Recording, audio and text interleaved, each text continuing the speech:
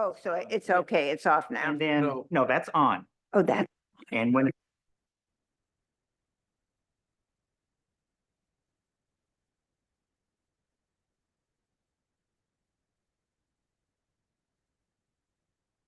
Good morning, everybody. I want to call to order the Historic Landmarks Advisory Commission for February 12th, 2024. And I'd like to first start with a roll call, please. And let's start with down below. Sheila Snow, First District. Howard Witosh, Fifth District. Lansing Duncan, Third District. Rob Knight, Fourth District. Keith Goffman Gray, Chair, First District. Arnold Nye, at large. Andy Melcombe, Fifth District. Okay, we have a quorum today. Let's move on to any public comment. This is for public comment that is not on today's agenda.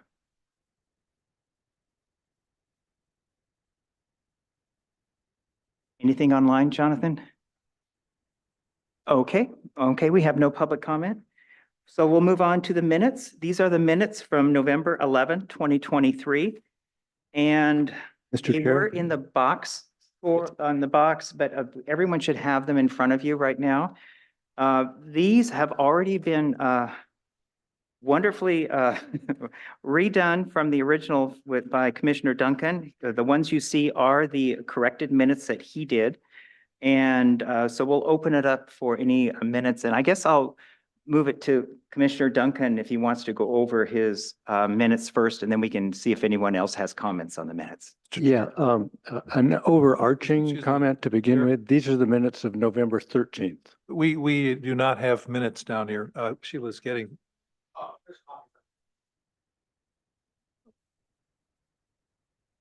Okay. Thank you.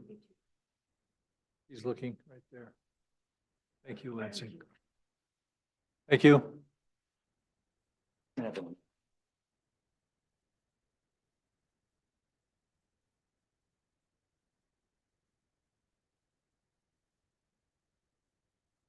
There's a few remaining little things to clean up that I saw.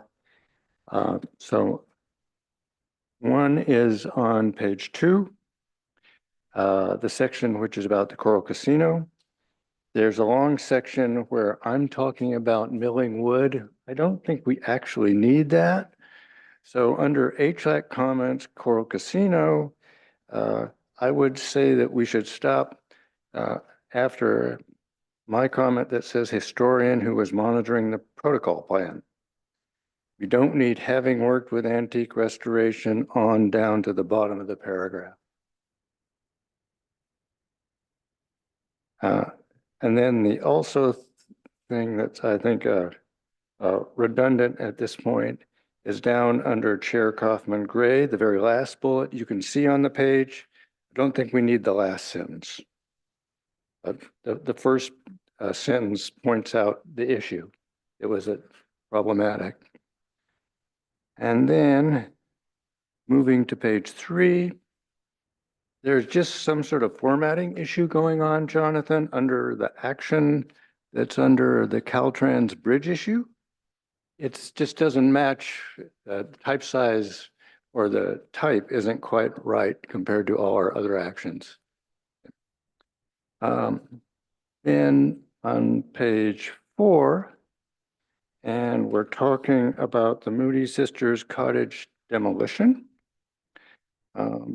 Under HLAC comments, we don't need that section where it says list of possible fines and it lists a 1 and a 2.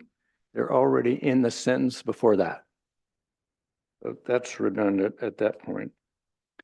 And then when you get down to the very bottom of the page, and we're talking about Commissioner Knight, and there's a reference to being all in, we need a quote after all in, so that you understand that it's an expression.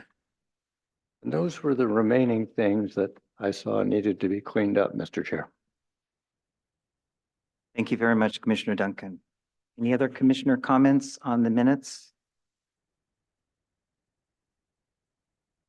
This was, as you remember, was a very long meeting and very detailed meeting. So to get these minutes as they are, I think was very important for the records because people will look back to what happened at that meeting. And I think it looks very good this way. Do we have a move? I've got a couple. Okay, go right ahead. questions, And I want to express my appreciation to Commissioner Duncan for assisting on this. On page 2, under HLAC comments, under Commissioner Nye agrees, encourages HLAC to approve the project with the condition the owner forwards pictures for HLAC's files. That's fine. Never mind. I caught something there that wasn't there. Actually, Commissioner Knight, you might want to, You have a suggestion for me? no, I don't. Well, okay.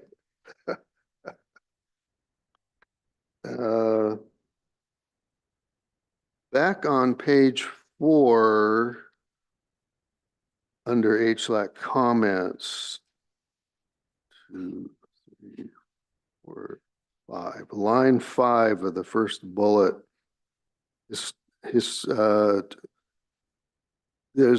a letter or something missing from the word premise. Should be premises. But I must say, I don't know how to spell the plural. Premises. It Premises. should be premises. Yeah. Yeah, Should there be another S? at the very end. Okay. Yep. So be it. Another S after premise. Thank you. That's all I had. Okay. Thank you, Commissioner Nye. Any other minutes, comments? I would recommend everyone to really look at your comments to make sure that you agree with how the minutes are read. If there are no other suggestions for changes, I'd move that we adopt the minutes of November 13th, 2023 as amended. Okay, we have a move to adopt the minutes. I'll second. Okay, Commissioner Nye seconds. Any further discussion? Okay, so all in favor to accept the minutes for November 13th, 2023? Aye. Aye. Aye. Okay, it's all, so everyone, it's unanimous, no abstentions. And both Darren and Karen aren't here and they weren't there last time, so, okay.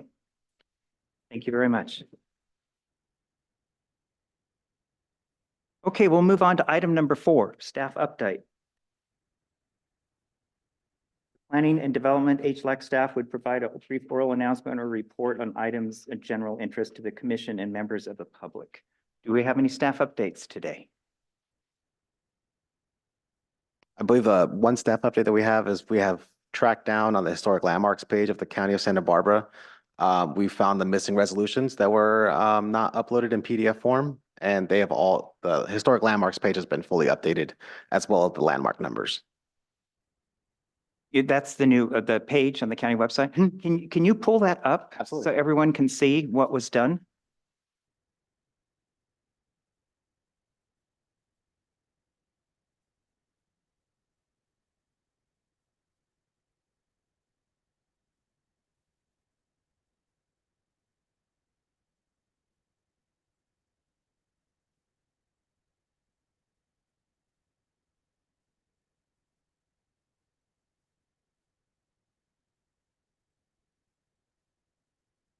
Just a little background for everybody.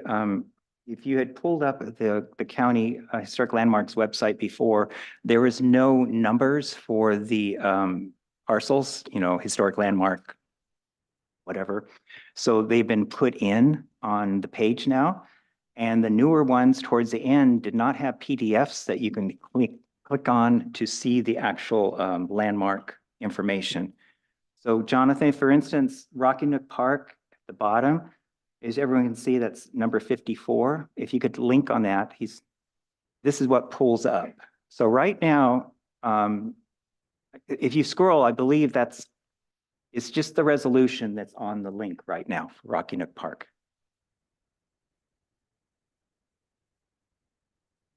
Mr. Chair, Yes, question.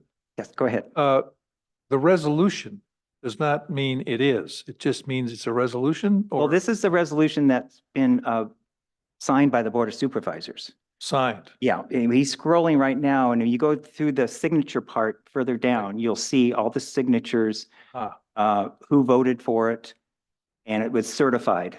You can see the stamp that it's So- certified by the County of Santa Barbara. well, then it is a It land. is a landmark. So reason for my question is that in the material that we were given for today's agendas, there was some question in my mind as to confusion on the part of an owner that was, or maybe it was the part of staff, that a particular property was a place of historic merit, but not a landmark. Correct, and we're going to And discuss There that was a little- later. Okay. That is an okay. agenda item. That's But if you notice, well, when we go back, that, it was landmark number 45.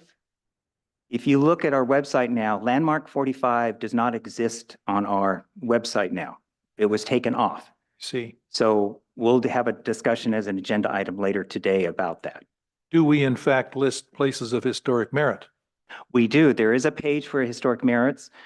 Jonathan is in the process of working on that one. That one has not been changed yet. If you look at the newer ones, there are no PDF links. So what is it? The Davis House, the ones at the very bottom, you can see there's no links. So right now you cannot pull that and get information. Asked and answered. Yeah, Okay. so he's working on that. Yep. So my question is going back to the newer, we just saw the Rocky Nook Park. So all that's on there when you link is the Board of Supervisors resolution. I was wondering if there's any comments, if we should have anything else for the public to see when they pull up that link. PDFs. Mr. Chair. Commissioner Duncan?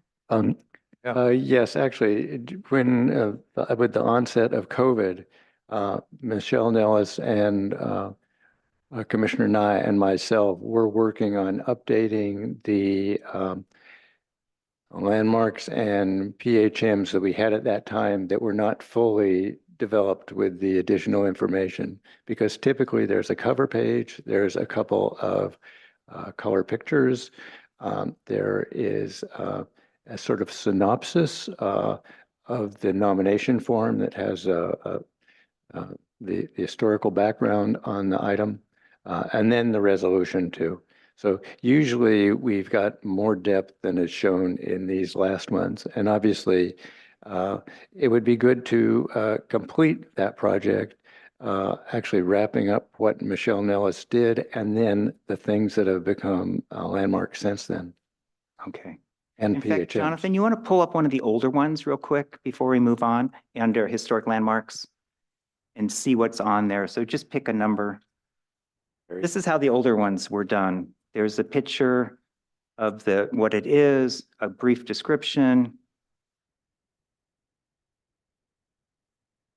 So I think this is kind of our future goal for Yeah. all of them, is something like this. Those are nice. So Michelle Nellis worked on about 10 of these, and I would say probably about 3/4 of them were actually completed. And then there were a few that needed maybe the Board of Supervisors resolution or something else. They were maybe missing one component. And in fact, when Chris Irvin did his first report, I noted those items that could be used to complete this project. Well, this is obviously Yeah. a project for the future we can work on. So we need to find that box file that Michelle Nellis put the final things in that she was working on. Okay. I think I may have a date for that, and I'll get in touch with Jonathan about that. Yeah. Thank you very much. Mr. Chair, just go ahead. very quickly, Yes. this would be an excellent project for Chris Irwin to take. Could you go back to the information page for this landmark? Yeah. That, is there one above that? Yeah. That is so antiquated. It's it hurts. I mean, that's probably 25 years old. And I think someone like our archivist consultant could take that information and put it into a much more pleasant presentation. I think that's the least the county could do. And we need to be able to brag about these sites. And it's better than having nothing, I suppose, but we're way beyond technologically what can be very easily done by someone who knows how to work with websites, and we have money to pay him. We obviously have to come up with what we want him to do. So anyway, that's something to mull over. Thank you very So much. just do a comprehensive a redo of the presentation. Thank you. Okay. Well, anyway, so thank you for getting this started. At least we have the links now on the new landmarks. And I know Jonathan said he's working on the places of merit. So Jonathan, you want to move on? Any more staff updates? No, that was the one staff update. Thank you. Okay.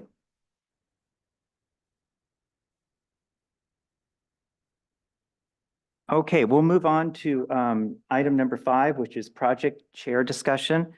There's a lot on here since we haven't met for 3 months. So please bear with me. I have a lot of things to go through. First, very quick thing, just a reminder, the ethics training is due it's done every 2 years. So if you did your ethics training last year, you do not need to do it this year. If you did it 2 years ago, then you're going to have to do it this year. So just a reminder, ethics training is due. I believe it was sent out by David Villalobos. I think he sent it by email. So anyway, just a reminder. The other reminder is mileage. We're starting the new 3rd quarter. So if you haven't sent in your 2nd quarter, which was September, October, November, December, that should be turned into Jonathan, so he can do that. And then we're just now starting the 3rd quarter. So just remember, if you haven't done the 2nd quarter, fill that out, get it to Jonathan so he can process it. In the past, remember, we waited till the whole year was done, and all these things came in at the end of the year, but they want us to do it every quarter. Mr. Chair, a little follow-up on that. It would be great if Jonathan could send us out the 2024 mileage form. Chair, Yes, go ahead. I received a little reminder about the Form 700 conflict of interest. Yes, I was That- gonna, Something that's, yeah, I have it. Well, I can do it. I have it down under the, let's see here. Where is it? Yeah, the Form 700, I guess I didn't write it down. Yeah, thanks for reminding that. But the Form 700 is your annual tax thing that has to be done by the county. If you've done it in the past, it's very easy because you just basically say it's the same as the year before. Unless you've had changes, then you have to change it. But it is important to get that in. It's like taxes, it's due by April, whatever it is, 15th. So, but shoot, I got it on Sunday. I think it was sent to me and I did it that day and it's done, because it's pretty easy to do if you've done it. Now, if it's your first time, it might be a little harder to do, but it's really easy. But it is due. So remember that, the 700 form. Okay. Okay, thanks for bringing that up. Okay. We'll move on with the chair report, project chair report. I'm going to first start out with, in January, as chair, I decided to start a new subcommittee. And the subcommittee has to do with bringing historic landmarks and places of merit to the board for discussion to see if we'd like to move forward as a designation. And let me just go through the purpose of this and everything. The purpose is to look at the countywide sites that have potential to become landmarks. And why do we need to do this? We probably all know, but I just want to put it out there, that since 2022, projects are no longer coming to HLAC from planning and development as was done in the past. In the past, when a historic report was required, for a project and the findings in the report stated it had potential to become a historic landmark, HLAC would review the project and give its input. And if you've been on the board for quite a while, Commission, you know that we were always busy with reviewing projects.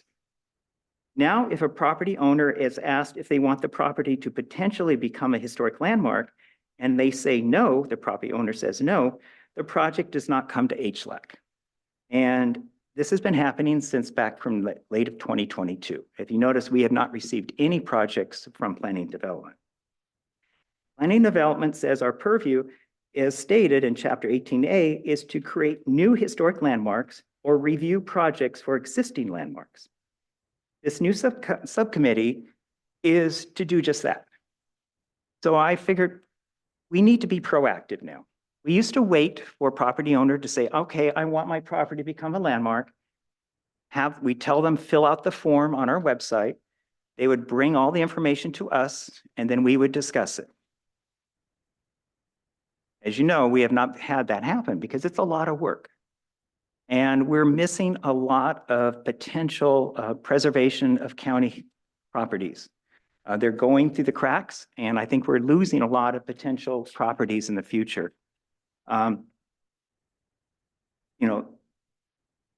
So idea of this subcommittee, and I appointed Commissioner Duncan and Commissioner Nye for the moment, and then we can always switch this out to meet and look at potential landmarks throughout the whole county. Now, it's not just the subcommittee, it's everybody on this commission that needs to be involved. And we all are part of districts, but we also know the whole county. So if you think of a property, it could be a site, it could be a Chumash Native site. We have never done something like that. It could be a bridge, churches, anything you think has historic merit. Bring it to the subcommittee. The subcommittee can look into it and then potentially bring it to HLAC for discussion. And so that's the purpose of this, is let's start looking at our historic properties, resources.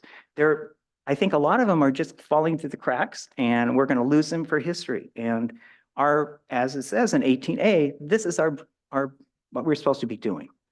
So I created this subcommittee. The subcommittee met on January 16th, and we met at Lake Kachuma County Park, and we discussed the potential future landmarks. And we also did a site visit at Lake Kachuma, because you remember in the past, there's some buildings at Lake Kachuma County Park that we feel possibly could be historic, and we looked at that. So that is the whole idea of the subcommittee. And this is something we have never done. Like I said, we've always sat back, waited for projects to come to us, wait for planning development to bring us the projects. And in the past, if we saw a project, we'd give our input, they'd make the changes, we'd be happy. It would go to the next board, it was MBAR, whoever was next in line. We'd give recommendations to that committee, and then they would either add them or not add them. And that was the end of it. Whereas I think if these reports are saying that this property, this bridge, or this whatever is eligible, we should do our purview that's in 18A, and let's discuss this and maybe make it a historic landmark. Now, what we're looking at sounds really easy, but it's actually a lot of work. And filling out those forms, creating the resolutions, all of that can't just fall on one or two people's shoulders. And so I'm kind of looking at, if we decide we want to move forward with something, I'd like commissioners to step up if they feel capable to tackle some of these positions, because I'd hate it to fall on one or two commissions' shoulders to fill out all of these forms. It's just not feasible, and it's not right to do that. So, we're by.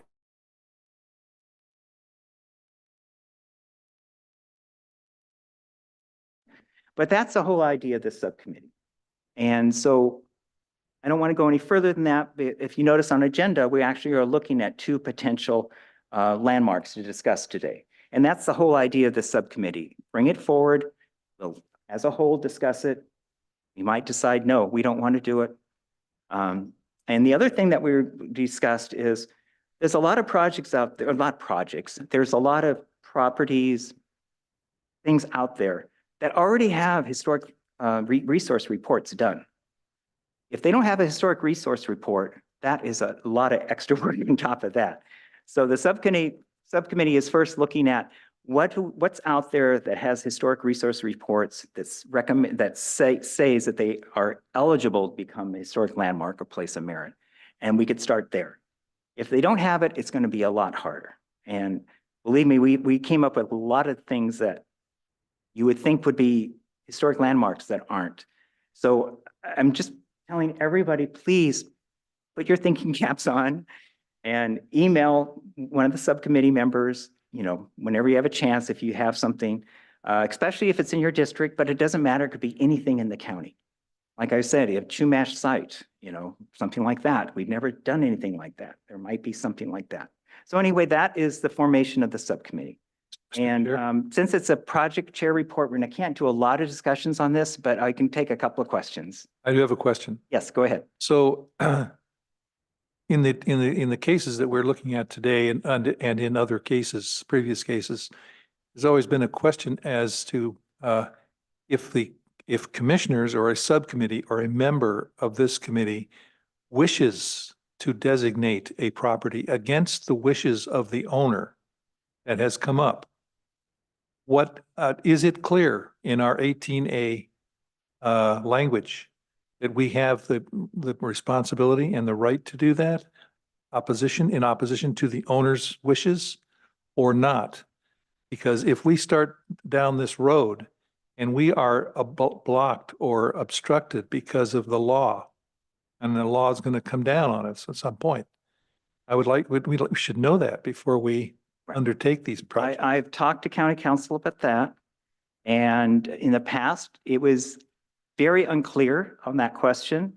But what I'm getting direction from county council is that our purview is to make an historic landmark with or without consent from the property owner or whoever is the owner of that. It could be the California Caltrans, and if they might not want it, we say, no, this is historic, we can still go forward.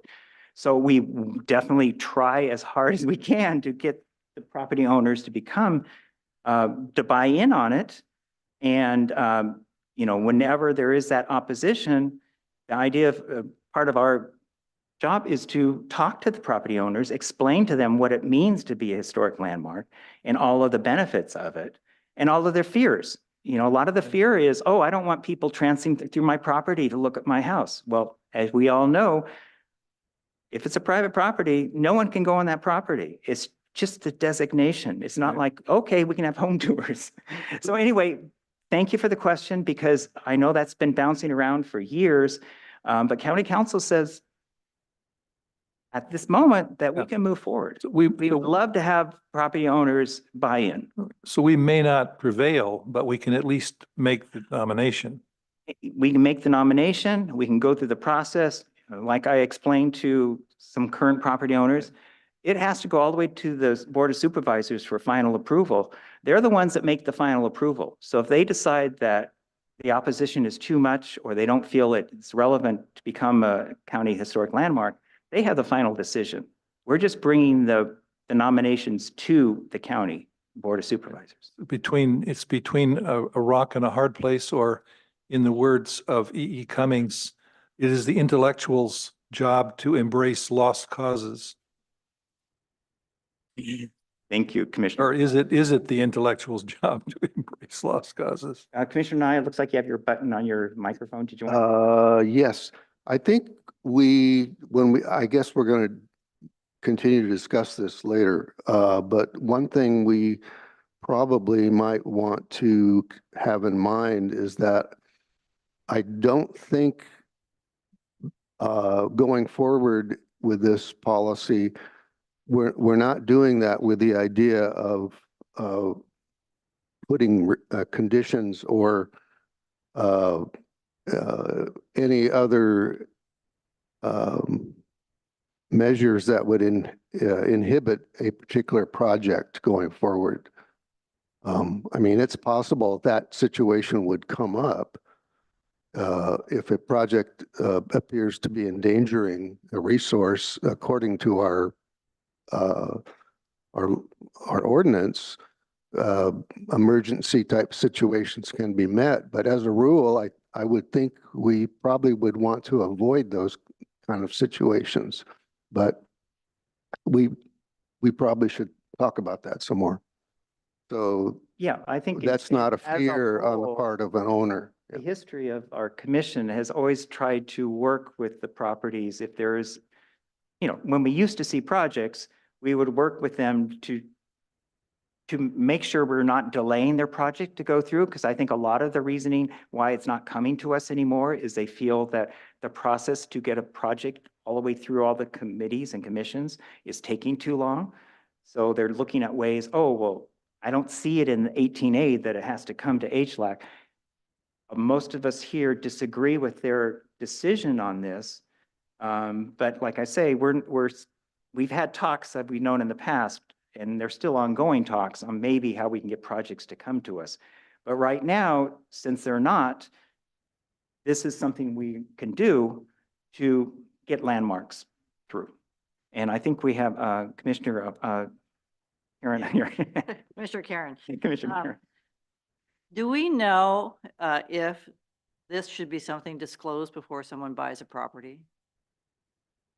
Well, I mean, if a this is potential- this is getting really detailed, but when But- they're doing a project, if it meets the criteria like over 50 years old, famous designer, it triggers the property owner to do a historic report for the project. once And you if the get- historic reports, that's when they make that decision if it's eligible to become a historic landmark. So if they're buying a property, it's over 50 years old, there's a good chance it might trigger that they have to do a historic report for that property. Yeah, I mean, I understand entirely, believe me.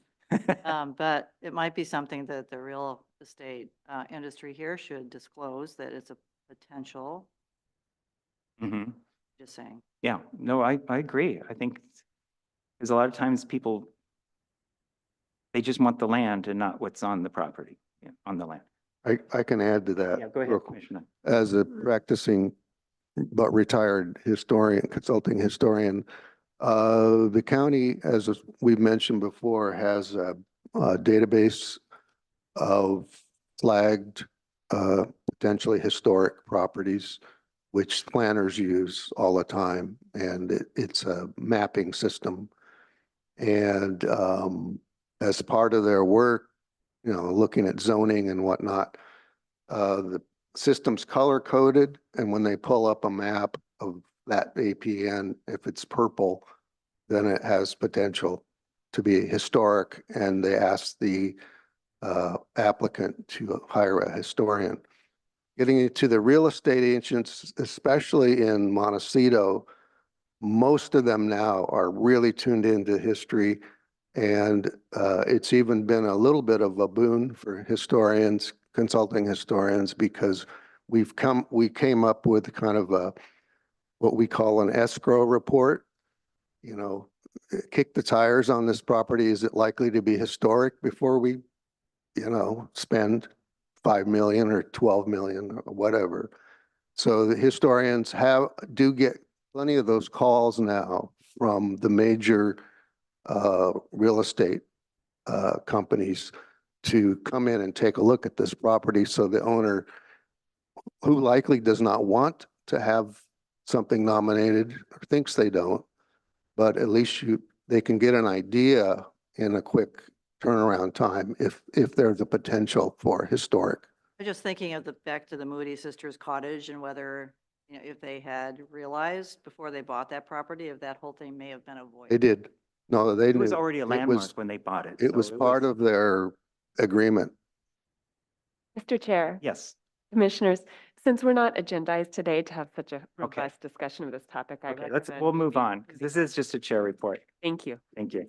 Okay, so again, we have a subcommittee. Any recommendations, send those recommendations to the subcommittee. Okay, we'll move on. Mr. Chair, I think we should introduce our Oh, yes, I want to just make sure everyone Attorney. knows, county council today is represented by Callie Kim. Ann Ryerson is not unavailable today, so we have Callie Kim, and she, as you know, she was with us before, and actually our last meeting, wasn't she? Yeah, November meeting, so thank you. Thank you so much for being here. Okay, so let me quickly move on. Robert Rules of Order. There was a question from Commissioner, and it was Commissioner Malcolm on how voting, and I just want to go over this really quickly. There was a question on whether there's a possible ways to vote for at HLAC, other possible ways to vote at HLAC meetings other than A or yes or no or nay. And Robert Rules of Order says the roll call is called in alphabetical order, except for the presiding officer's name is called last, and the only when his vote is will affected. It is too late after one person has answered the roll call to renew the debate. Each member, as his name is called, does not have the right pronouns, responds in the affirmative or negative as shown above. If he does not wish to vote, he answers present or abstain. If he is not ready to vote but wishes to be called on again after the roll has been completely called, he answers pass. The secretary gives the final number of those voting on each side and the number answering present to the chair, who announces these figures and declares a result. The chair at his or her discretion may direct or assemble, may order a recapitulation, a process in which the secretary calls out the names. And then they go back to the person that says pass. They finally decide to do their vote afterwards. And what really stand out to me, so basically besides nay, you can say present. And so that was the answer to the question. But what came out to me is when we do a vote, we're not doing them alphabetically.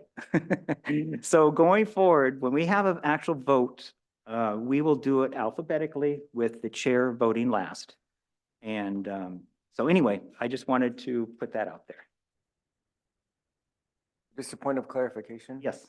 When you mentioned the pass vote, it's not for the recapitulation. It's just after everyone has voted, then And we'll go back. yeah. Back. Yeah. So if you haven't, That has nothing to say do with Commissioner Nye recapitulation. hasn't made up his mind yet and we're going down alphabetically, he's still thinking about it, he can say pass and we'll go down and then we'll go back at the end for the vote.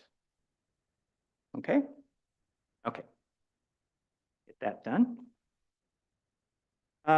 Okay, there is a project called the San Marcos Road Stabilization Project. I just wanted to briefly give information on it. This is one of those projects that, this was actually from FEMA out of San Francisco Bay Area. Old San Marcos Road is in the eastern Goleta Valley.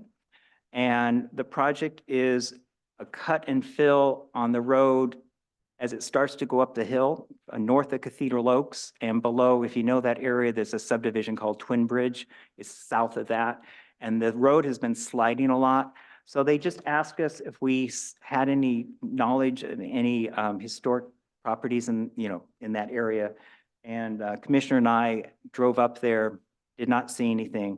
So we just did a quick letter to them saying that we did not see anything. There is actually some mittens from some Chumash, I think, background that they found up there. So there is going to be some work on it, but it's a very simple, they need to stabilize the slope. It's falling down on the road and there's just a road project. So just wanted you to be aware of it if you heard anything about that. Okay, now we have an update on 170 Middle Road. This is the demolition of the Moody's Cottage, historic landmark number 50. I just want to do a quick background on this. If you remember at our November meeting, it was mentioned that a notice of violation was sent to the owner and on October 31st, 2023, and it listed 3 major violations that had to do with the demolition. And at the end of the letter, at the October 31st notice of violation, the letter says, please be advised that this notice only addresses violation of chapters 10 and 35 of the county code. You may be required to obtain other permits in order to comply with other portions of the county code. The County Historic Landmarks Advisory Commission has separate enforcement authority. This notice of violation is from County Planning and Development. So I just want to make clear that there's types of enforcements. Very nice music. So as we all received in December, we sent a letter, as was done at the November meeting, that we sent to the Board of Supervisors and County Council. And you all received that letter, so that's, we don't need to go further on that. But I wanted to give you an update is that the Planning Development also sent a letter. And it was also sent in December. And it was from Lisa Plowman, Director of Planning and Development Department. She sent a letter to the property owner at 170 Middle Road, which is Lori Corson. And she went over the failures that was done at that October 31st letter. And so I'm going to read the last sentence of it. Again, this was sent to the owner of the property at 170 Middle Road, and it was also being sent to County Council. So this is coming from Planning Development to the property owner. It says, please be advised that this notice only addresses violation of chapters 10, whoops, I just got the wrong one here. Okay.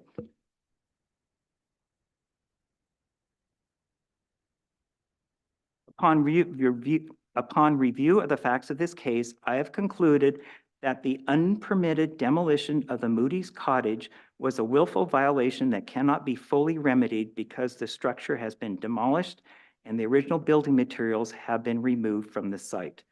As a result, I will be referring this matter to County Council's office with a recommendation that they take the necessary steps to pursue civil penalty of $75,000 against you, $25,000 for each violation identified in the notice of violation issued on October 31st, 2023. So we have sent a letter to County Council and Board of Supervisors, and Planning Development, Head of Planning Development, Lisa Plowman, has sent a letter to the owner and also the County Council. So I just want you to be aware that things are happening and this is what has happened. Okay, so let's move on.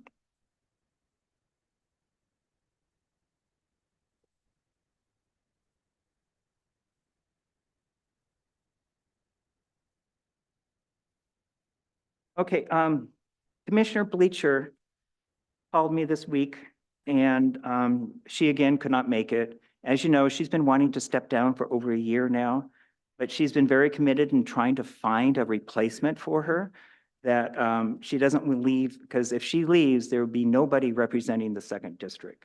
So I'm just putting it out there that if anyone can think of somebody that lives in the 2nd District that would be really good for the Historic Landmarks Commission, please talk to them, refer them to 2nd District, Laura Capps' office. I've also talked to Laura Capps' office multiple times. We've had Darren and I, Commissioner Bleacher and I have had meetings in Laura Capps' office about filling this position. And I told her, you've tried so hard. It's really not your job to fill your own position. You should just step down. So she'll be stepping down shortly, but that means we will not have anybody in that position. And she hates to leave it empty. She's been trying so long. Most people would just give their notice and leave, but she has really tried for over a year to fill this position. So if anyone can please think of somebody from the 2nd District, we really need to fill that position because there's a lot of things in the 2nd District. Okay. Yes. Yeah, the easiest way is just go online and Google it. But 2nd District has changed. I mean, I haven't moved for 30 years and all of a sudden I went from 2nd to 1st District. My neighbors across the street are still in 2nd District, but my side of the street is now 1st District. And that's why I ended up in 1st District, and that's why there's a vacancy now. But in District 2, now includes Isla Vista, where it didn't before, and District 3 is north of Isla Vista. But the easiest way is just Google. The district map will come up and it will show you what the lines are. But it has moved northward a little bit. The Eastern Galita Valley definitely is still 2nd District up to Isla Vista. And I think the very western Galita is still 3rd District, When you look at the map, you can see, okay? Okay, so that is my project chair discussion. So we'll move on to the budget, item number 6. Oh, I'm sorry. I forgot something that was added quickly. Can we go back real quick? Okay, in your, on your box, you probably saw something that said FEMA and you clicked on it and nothing was there. This is, I want to just quickly just report on, this is something that I just received last week from an email from Jonathan Martin. And it is a project at Los Alamos that has to do with potential bike lanes and new sidewalks in Los Alamos. And I just want you to be aware of it. Jonathan said he could pull it up on the screen, but we can't talk about it. But I just want you to be aware that this is a project that they're proposing. And I'll probably talk to Commissioner Knight about this since it's in the 4th district. And Commissioner Duncan knows a lot about Los Alamos, and Jonathan is working on it right now. But it looks like a standard, bike lane that they're going into downtown, and it doesn't give a lot of detailed information, so we need to look at it more. But one thing that Commissioner Duncan mentioned, if you look closely at the map, there is a proposal for a handicap ramp in front of our historic landmark, which is the Union Hotel. Yes. So, that could be a concern on how that ramp is designed. If it's your typical orange, yellow bumps, it might not be appropriate or in front of the Bell Hotel. Mr. Chair. Can you get it up? So I just wanted to inform you about this. Again, it's one of those that they just want our input if there's any effect to any historic resources in the area of this. So this,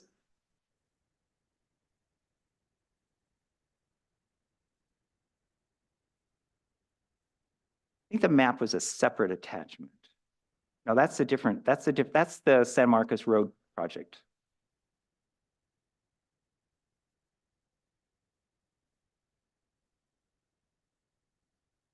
Mr. Chair, while Jonathan's pulling that up. Yeah, there's the Union Hotel under our landmark listing. It actually speaks about the California Garage and the Victorian Mansion all together there in the same location. Apart from the bike lanes and the ramps, there are flashing lights, there's all kinds of things. They're basically all traffic safety issues. But one particular concern with the Union Hotel is it has an elevated frontage. If you actually look on our listing, which is landmark number 39 on the website, you'll see that classic sort of Western town, this was elevated to keep it out of the mud. And so there is going to be an issue in that your standard sidewalk cut isn't going to necessarily work there. Yeah, so this map that Jonathan has right there, it actually shows the Union Hotel and the symbol for them doing a ramp. So I think we will want to look at what is proposed just to make sure it is compatible. I just wanted to also just say that originally, I guess, a letter was sent in December, and Jonathan and I never received that letter. So an email was sent January 31st saying, oh, did you have any comments on this project? And we were like, what project? We never received the letter.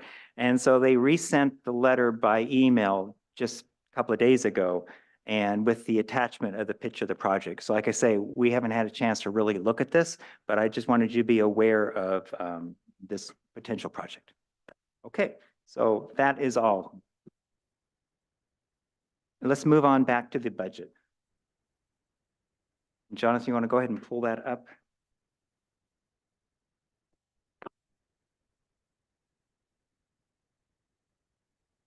Mr. Chair, Go ahead, Commissioner. I just wanted to call Jonathan's attention. The introductory sentence right at the top of the page says HLAC will discuss their budget. It should be its budget. Grammaticals.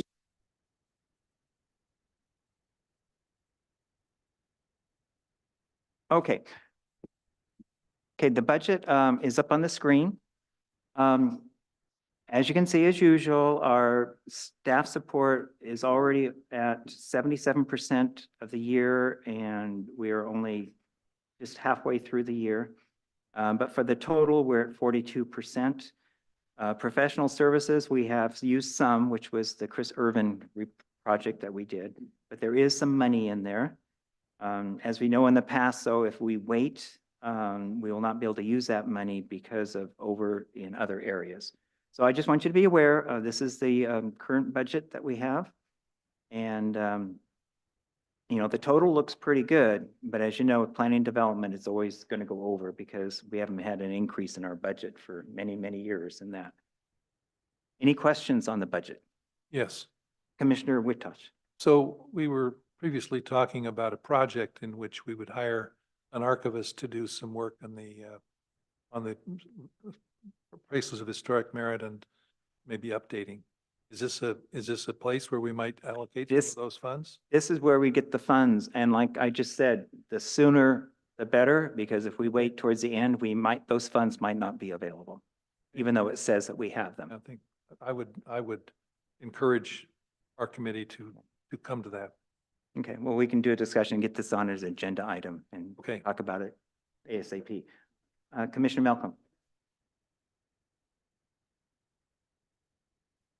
Oh, yeah, it should be historic. Good catch. Who is Celeste Turbeville? That is the staff accountant for P&D. Staff? She's the part of the accounting team. Didn't. Any other questions? Is this just an informational item? And David Mitchell would be her supervisor that checked off on all of the information. So you see two signatures there. Okay. Well, I do. we have I'm sorry, Commissioner. No, that's all right. In regards to what Commissioner Whittosh mentioned, what are our marching hours? You're suggesting we should put this on marching orders. We should put this on the agenda for the next meeting. A potential project. I would think so because So we need to. you want to do a motion? Do we need to I don't- move on that or just as chair, can I just put that on the agenda for next time as a discussion item? Mr. Chair, yes, you can direct staff to place something on the future agenda without a vote. Okay, I'll just do that. I'll work with staff and put that as a future agenda. There It'd be next month. are a lot sooner of the better. things, a lot of ways to attack this or be attacked by it. And if anybody has an idea, you know, if we could come in with something generally relating to a project we can discuss, we'd be that much further ahead. I would suggest all commissioners, think about what you think should be on the website under whatever landmark X. And, you know, do you want photographs, you know, the resolution, maps, whatever you feel should be on there, maybe email me and then I will discuss it. I mean, I'll work with Jonathan and then we can work on that. Maybe I should appoint a subcommittee to work on this. That be?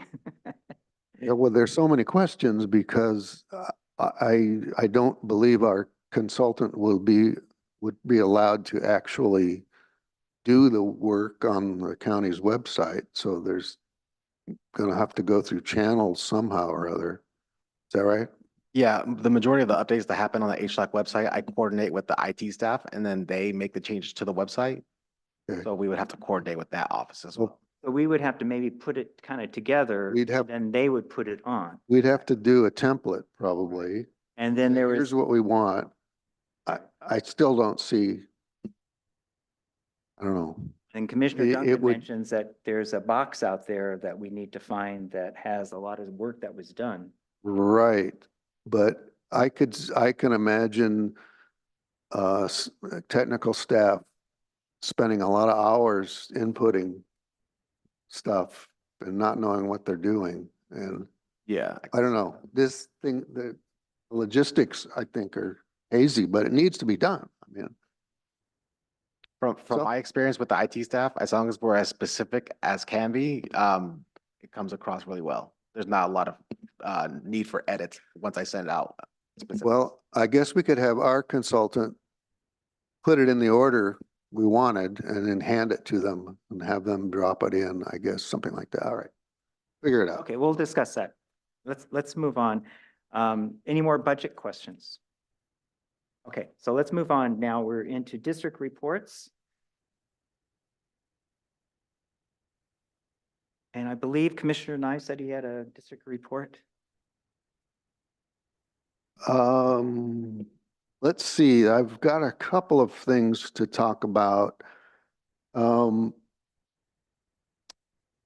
member of the public called attention to the fact that the Goleta Cemetery, the management there has, there you have a overview of an aerial photo.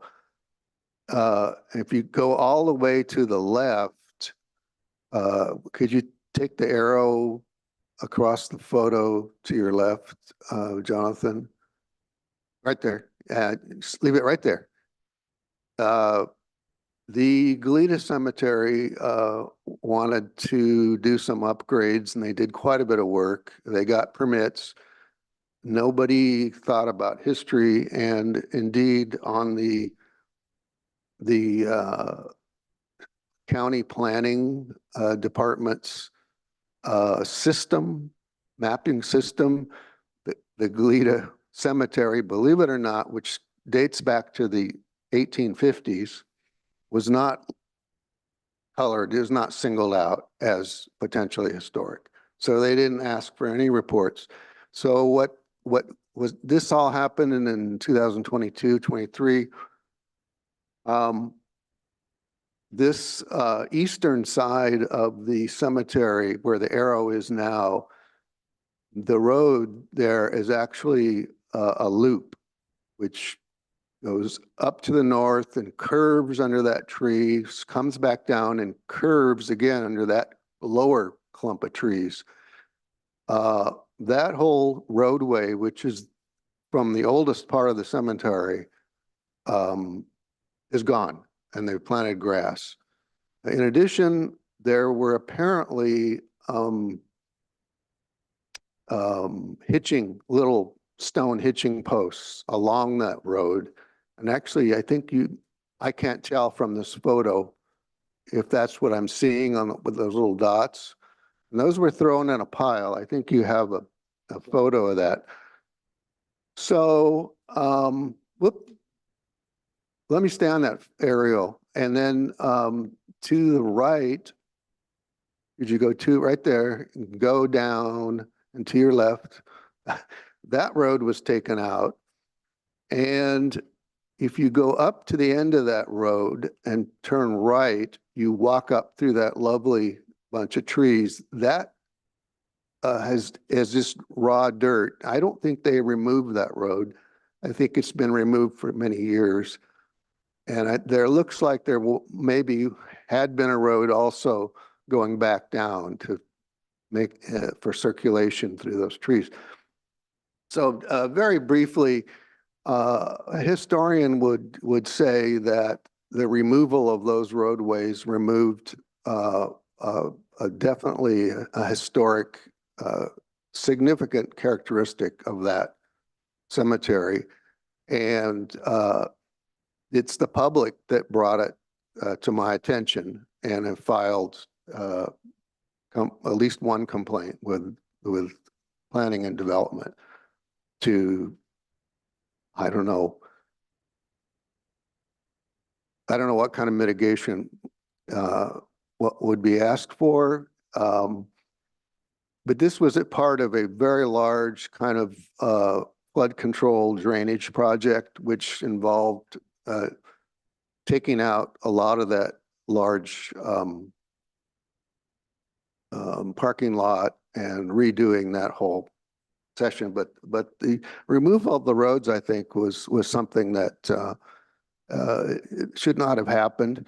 I don't know how this is going to work out, but it would seem to me that if this commission wanted to, we could easily go forward with a designation of that property. I can't think of much that would be more significant than something, this cemetery going back to the 1850s. So there's that. I'm And just Commissioner, following that. can I Yeah, just go ahead. Chime in on this before we move on to the next. Yes, I and know we can't really discuss this, but I just want to say, Commissioner and I, myself, we and I did a site visit there January 24th, actually the same day we looked at the San Marcos Road. And with the person that brought this to our attention. And I took a few pictures too. If you can scroll, Jonathan, just go to the next picture. Okay, that's the map. Go ahead and we don't really need to look at that. Keep going. Well, there should be a picture of the stones. There should be a picture of the wall that I sent you.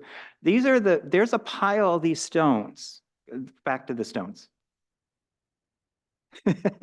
You were there. What happened to him? There. Okay. So there's a pile that you can't even get to. In fact, we tried to walk over there and person came up and says, you can't go there. You can't go there because we wanted to take a picture. But this is a pile of stones that the citizen that talked to us thought a lot of these could have been hitching posts that were along the roads that had been removed. So just to be aware that they're just sitting there. And there's no rings, but back then, a lot of hitching posts were just so you can put the horse, tie it up while you're, without having a ring. So some of those could have been hitching posts. We don't know for sure. They look like street curbs. Could be some of them street curbs also, which still look historic. Next picture, please. Just keeps going, Jonathan. I want to make this quick. This is the picture between the trees Commissioner and I was talking about where it looks like a road used to be there. This, I think, is old, though. I don't think it's something they did recently, but you can see there was a bench off to the side that was probably next to the road. Next picture, please. This is where one of the recent roads were taken out. So you can see where they had just put the grass. Next picture. There, that picture. So that's going up towards the railroad tracks. So you can see where they took out the road. Next picture. This is the wall they built. And this was a road that went between the trees. So now this is a part where we think that Commissioner and I just mentioned that this road probably hasn't existed for a long time, but you can see originally it was a road that went around those trees. But they put this big wall. And the next picture, I think it's the last one. Just another picture where a road was. So there's a lot of questions here we need to look at. My big thing is ADA. I mean, that whole part of the cemetery now, if someone is in a walker, there's no way they can get to look at the grave that's there.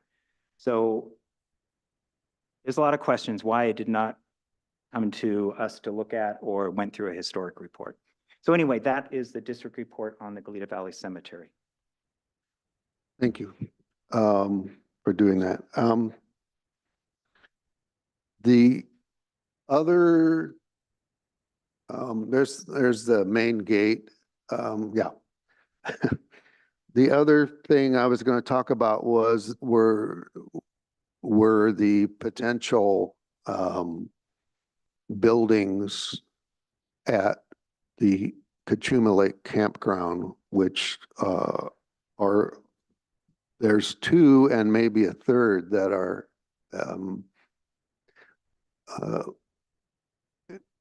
embody historic characteristics that are really important. And I would like to see the commission begin a designation process on, this is one of them. That's the former, well, that's the third one, little one. Go back to the other one, please. That is the entrance gate for the campground, which is no longer used as an entrance gate, but you can see that was built in the 50s, designed by Robert Hoyt. Is that his full name? Robert Inglehoyt. Thank you, yeah. And very prominent architect. And You've you got can a see the detail of the wall here, if you can pull it up. what was that? With the wall that you see on the left, Yes. that used to be what you encountered when you first entered. And the reason why they're not using this entry gate now is vehicles would back up and then they'd back up into 154. It's basically just too close to 154.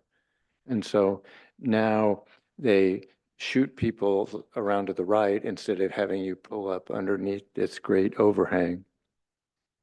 So there's at least 3 more pictures of this structure if you got them. There you go. There's the wall with this wonderful lettering. And yeah, there we go. Yeah. So you've got this floor plan, which is actually sort of curvilinear, but then you've got this angular space vehicle roof line. And then there's another one from the other side, I think, too, Jonathan. So these buildings were called attention to by Joan Brundage Baker, who lived there at the lake as a young woman growing up because her father ran the park. And she lived actually in the other structure, which is the Lazy RG standing for Red Gate, the Lazy RG headquarters building, which had been originally built, I suspect, by Welch, who was a very wealthy landowner in the San Ynez Valley, who basically fought the establishment of Cachuma and the damming because obviously it was going to take his property. But we don't have a good picture of that. We did have a historic photo of the structure. She actually thought maybe it had been built or at least started in the 30s. It's basically board and batten, sort of classic California ranch house, you know, 1-story, relatively simple roof line. But it's obvious has some real age to it because the battens are not your typical milled material. They're actually split. So they have a great character to it. And we could see from the historic photo she supplied us, oh, that's a place where they have done some alteration on it. And there's also a little alteration in a section where I think they expanded garages for park vehicles. But other than that, it's in amazing shape. And that's particularly true of this structure you're looking at, because it's like they just sidestepped it. And right now it's being treated as their headquarters. There are some issues, as we pointed out before, in terms of, well, who actually owns this? And whether or not, since this was built by the Parks Department, this one is actually owned perhaps by the county as compared to the other structures being owned by Bureau of Reclamation. I've gotten conflicting information, whether it's co-owned or co-operated or whatever, co-built. I'm still trying to find out what the real story is.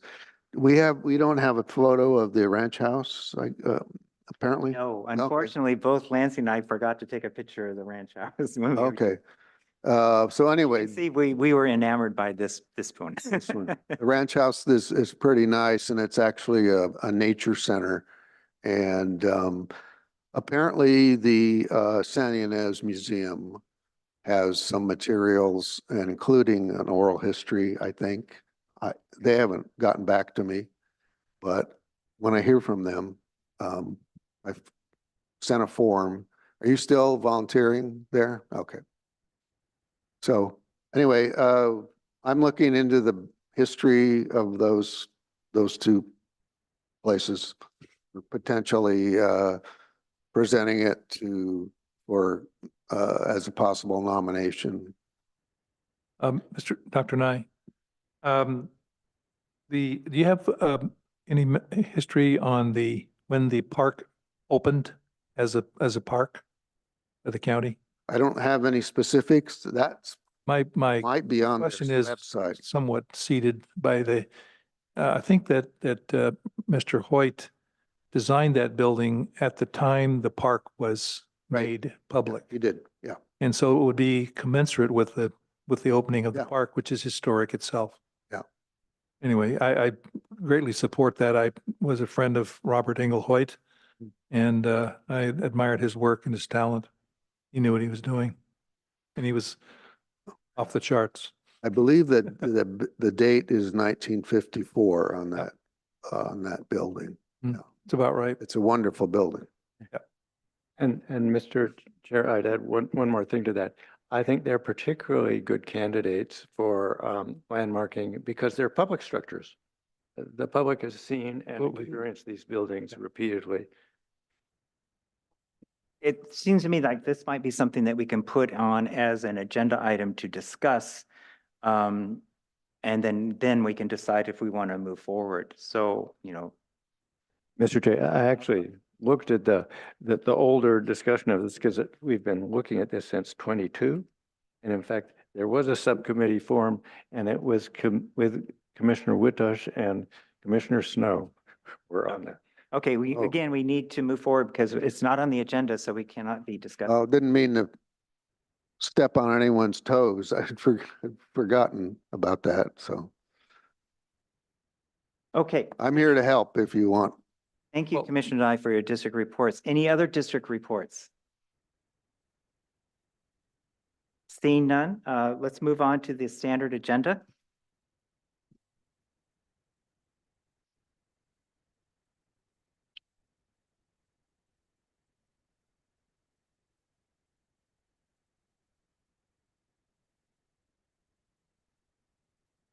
Get all my papers in order here. Okay, so standard agenda item number 8.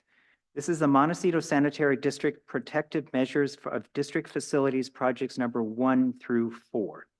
The County Historic Landmarks Advisory Commission will review and provide comments on the cultural resources assessment in support of 4 Montecito Sanitary District projects, numbers 1 through 4. And I won't go through all the details. Now, in your packet, you received all kinds of information on this, and it's way more than you need to have. So I want you to just pull out 2 things is all you need. One is the actual report by Rincon. It has a little blue notch in the corner, dated January 2nd, 2024. It's Rincon Consultants. And the other thing that you need to pull out of your packet is the Stone Bridges of Riven Rock. This is actually color pictures of 6 bridges, and it's from our Place of Historic Merit website. Yes, that's it.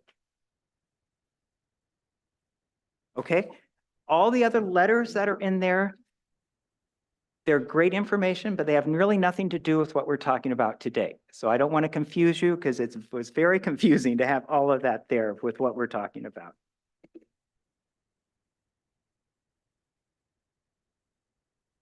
Okay, so I'm going to, as chair, I want to go over background on this project. On January 2nd, 2024, I received an email from Michael Vetter, Cultural Resources Project Manager of Rincon Consultants. In the outreach letter, which is what I'm just talking about, there's 4 proposed projects. Quote, the 4 projects would install, construct protective measures to stabilize Montecito Sanitary District's facilities that have become vulnerable to the damage following erosion during the storm events that occurred in the winter of 2023. Rincon is conducting outreach to identify parties with knowledge of and/or concerns relating to cultural resources in the project's area of potential effects. We are writing to solicit information you or your organization has regarding cultural resources within or in the vicinity of the projects. Okay, projects 1 to 3. If you look in the back of the letter, there's pictures and it has projects 1 to 3. They are basically storm drain projects in creek beds. And there is, Commissioner and I did a site visit out there, and those really have nothing to do with cultural resources. Project number 4, now that is a different matter. Project number 4 involves one of the bridges that is part of the 6 stone bridges of Riven Rock, which was designated a place of historic merit in 1994. So the bridge on the upper left of that you see in front of you on the screen, that is the site of one of the project number 4, which is 700 Riven Rock Road and 800 Riven Rock Road. And that is how the bridge looked when it was a place of historic merit, actually part of the state of historic merit. What we have to realize is this is not the original bridge, it is a replacement bridge. So replacement bridge, this one is not historic. But since the project is where the original one was, I felt it was important to let you know that they're working on this. So this is supposed to be more just an informational item, but I wanted you to know that this bridge is the replacement bridge. It's one of the 6 bridges that are in the place of historic merit in the resolution. And so Ron and I, Commissioner Nye and I did a site visit on January 10th, 2024. And we found this bridge. And Jonathan, you should have a picture of the bridge now. Another slide.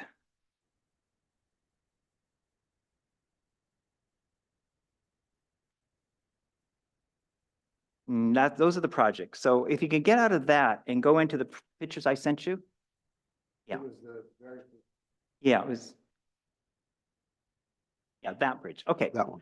This is how the replacement bridge looks today. As you can see, the crisscrosses are gone. Commissioner and I've looked at it closely and we can see rusting at the bottom.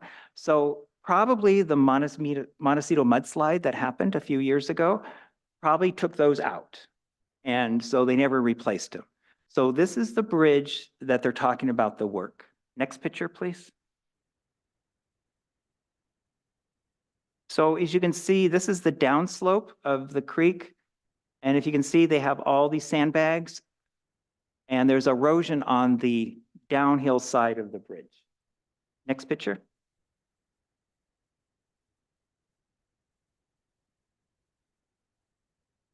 This shows you the erosion of the bridge and why they need to do the work that they need to do. The pipe that's going through there, they need to replace that. And there's a better picture of the bridge. And was there any more? I think that's the last picture. Is that it? Yeah. Okay. So the reason why, like I said, again, we brought this forward is we could discuss this, but this is a replacement bridge. It's not the original bridge that is historic.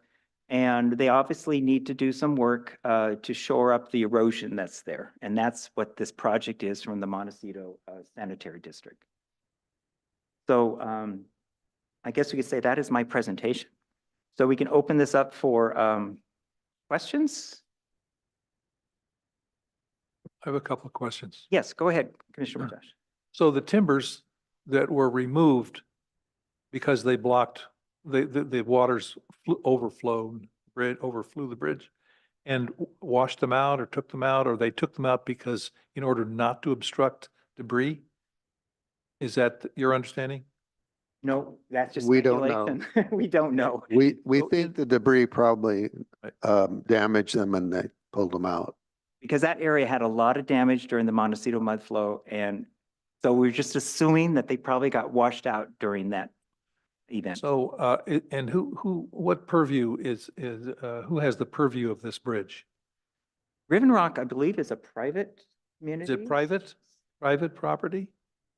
I'm don't not know. sure. I think Riven Rock, though, they probably, it's like an HOA where they pay for upkeeps and stuff.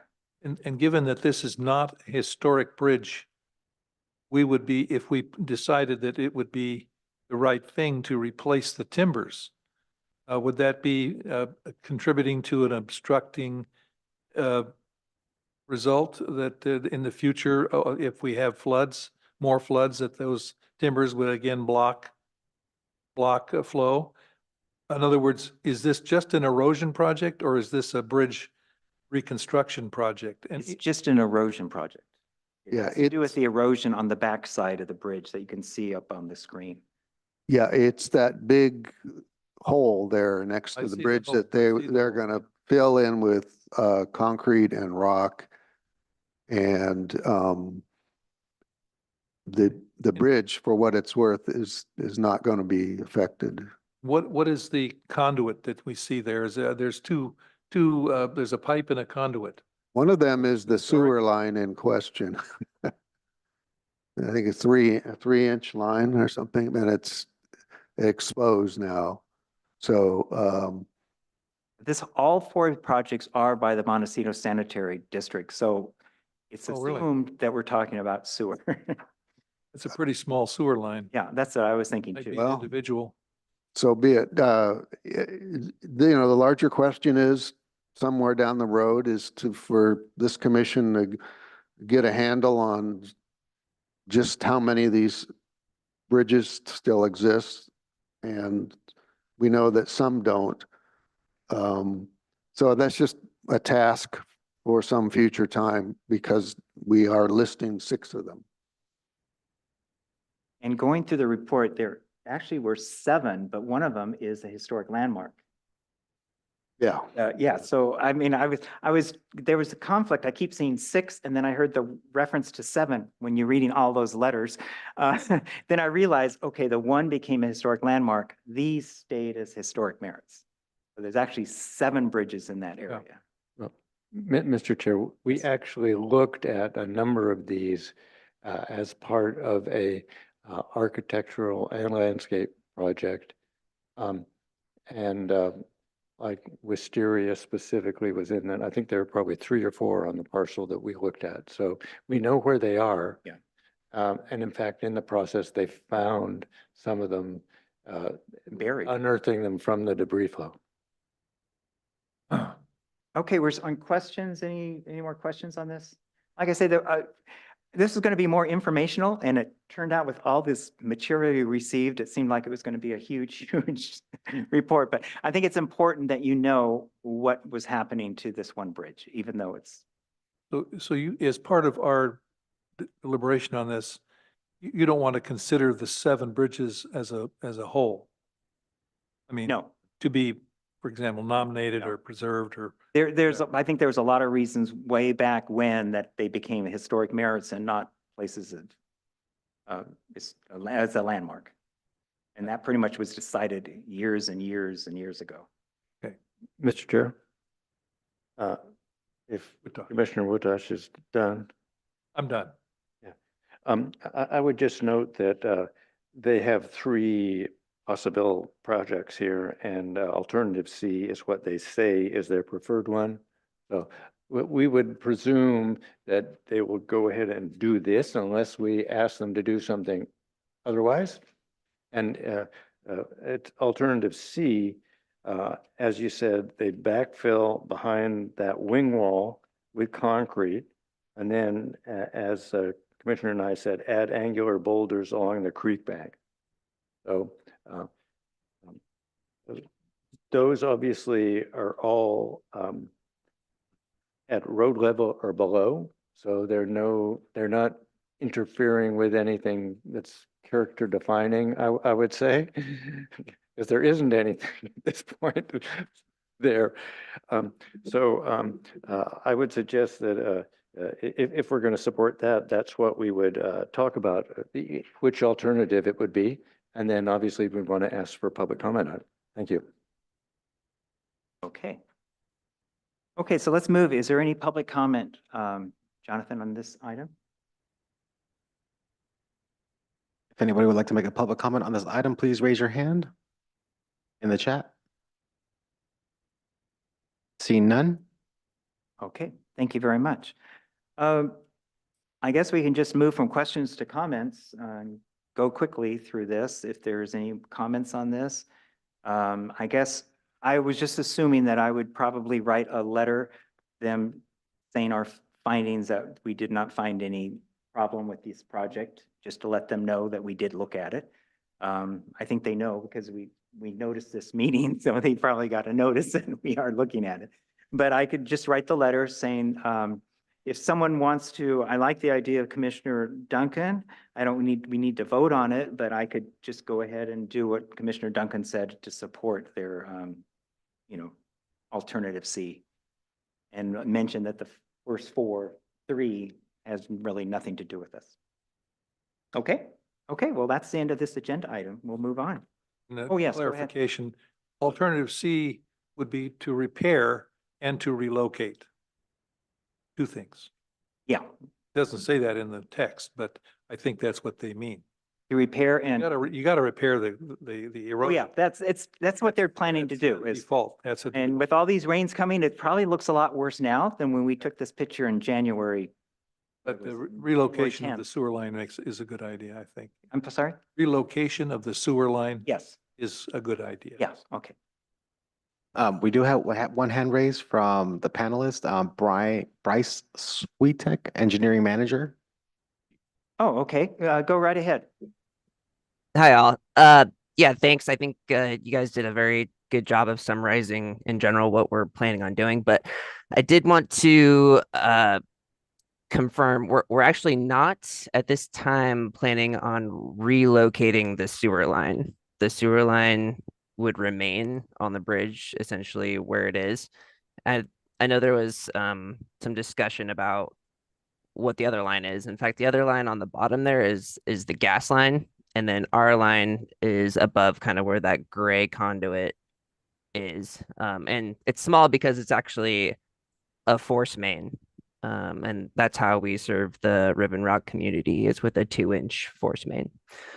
We did look into potential relocation to some degree, but there's not a whole lot of alternatives to do that. And so the goal of the project is to really do creek bank restoration and make sure that the erosion that you're seeing here would be very difficult to happen again. Basically, that would be the goal. So basically protecting the facilities in place where they currently exist. Great, thank you so much. I did not realize you were watching the meeting, so I would have had you on earlier to explain it more, but thank you so much for chiming in. We really Yeah, appreciate of it. course. And like I said, we'll do a quick little memo to you to make it all official and, so you'll have that for the record. Great. Yeah, thank you very much. Okay, thank you. Okay, let's move on to standard agenda item number 9.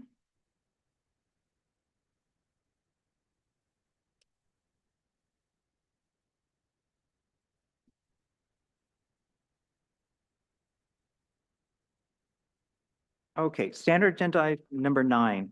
This is discussion of whether to initiate an application to investigate and potentially designate 2929 East Valley Road as a historic landmark. The County Historic Landmarks Advisory Commission, HLAC, will review, discuss, and provide comments on whether to initiate an application to investigate and potentially designate the existing single-family dwelling and garage located at 2929 East Valley Road as a County of Santa Barbara Historic Landmark. The property is a 9.94 acre parcel, Zone 5E1, and shown as Assessor's Parcel Number 005-040-025, located at 2929 East Valley Road in the Toro Canyon Community Plan area. This is in the 1st Supervisorial District. Okay, so this is one of the first projects that the subcommittee has decided to bring forward. And we've, in the past, when we have a project, we usually will have planning development staff do the presentation. So at the moment, since technically, I'm the one that's bringing this forward from the subcommittee, I will kind of do that.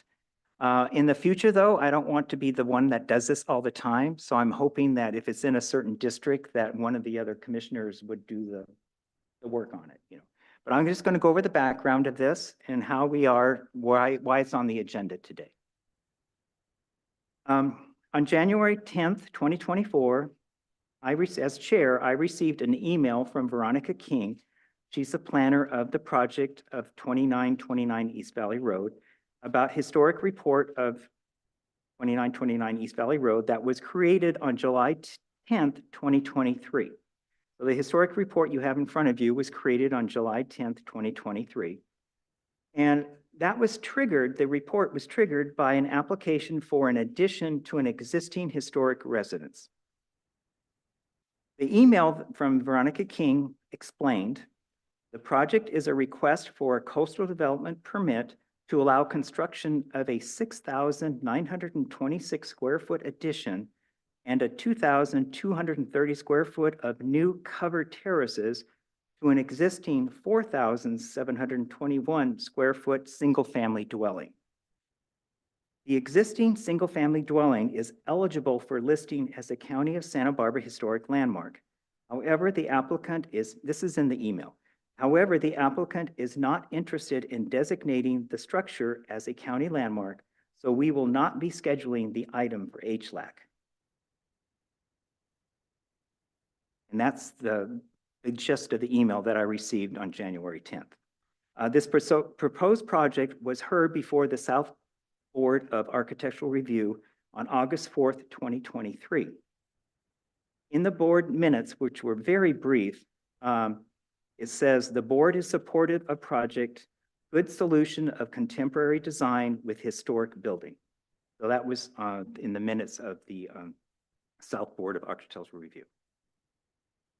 Okay, the historic report, phase 1 and 2, which you have in front of you, the summary of the findings for phase 1 is for 2929 East Valley Road. The Norman Revival style residence and garage were built in 1918 to the design of the architect Carlton Winslow.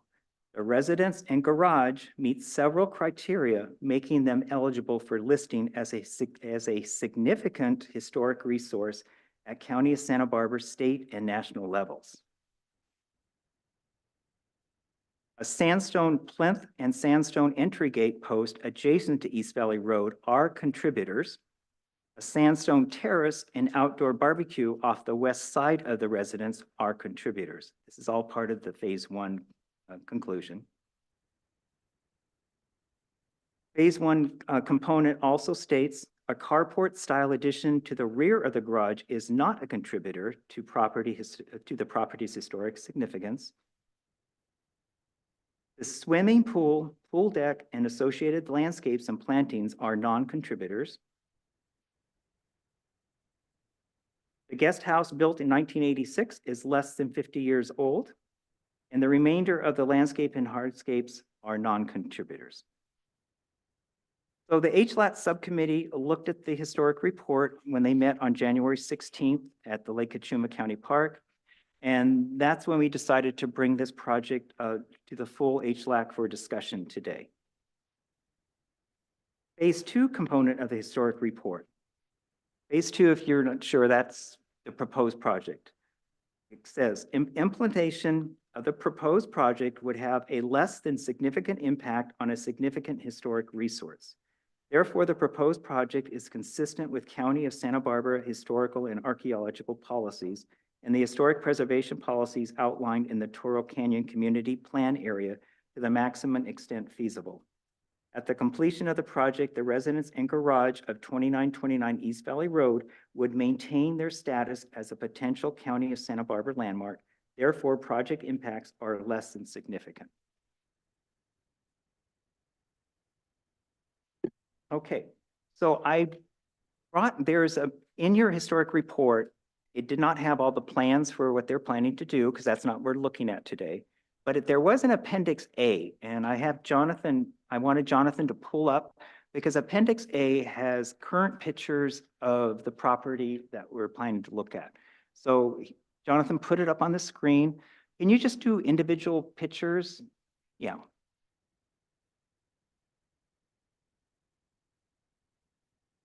So that's the entrance gate. And just kind of scroll through, and because there's a lot of pictures. There is an aerial view of the structure from Carlton Winslow. Another picture of the house from the, looks like that is from the, there's the entrance of the house. Another picture of the entrance. There's the house with the attached garage. This is the backyard. This is the pool that's it's not historic, but there's the back of the house. You can see just a view of the property. The view of the property, the driveway, I assume. I think this is the side road besides the main gate. Yeah.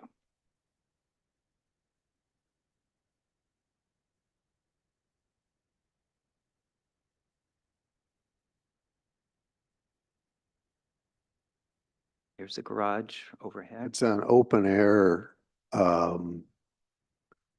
breezeway, thank you, with that, where the arches are, connecting the house and the garage.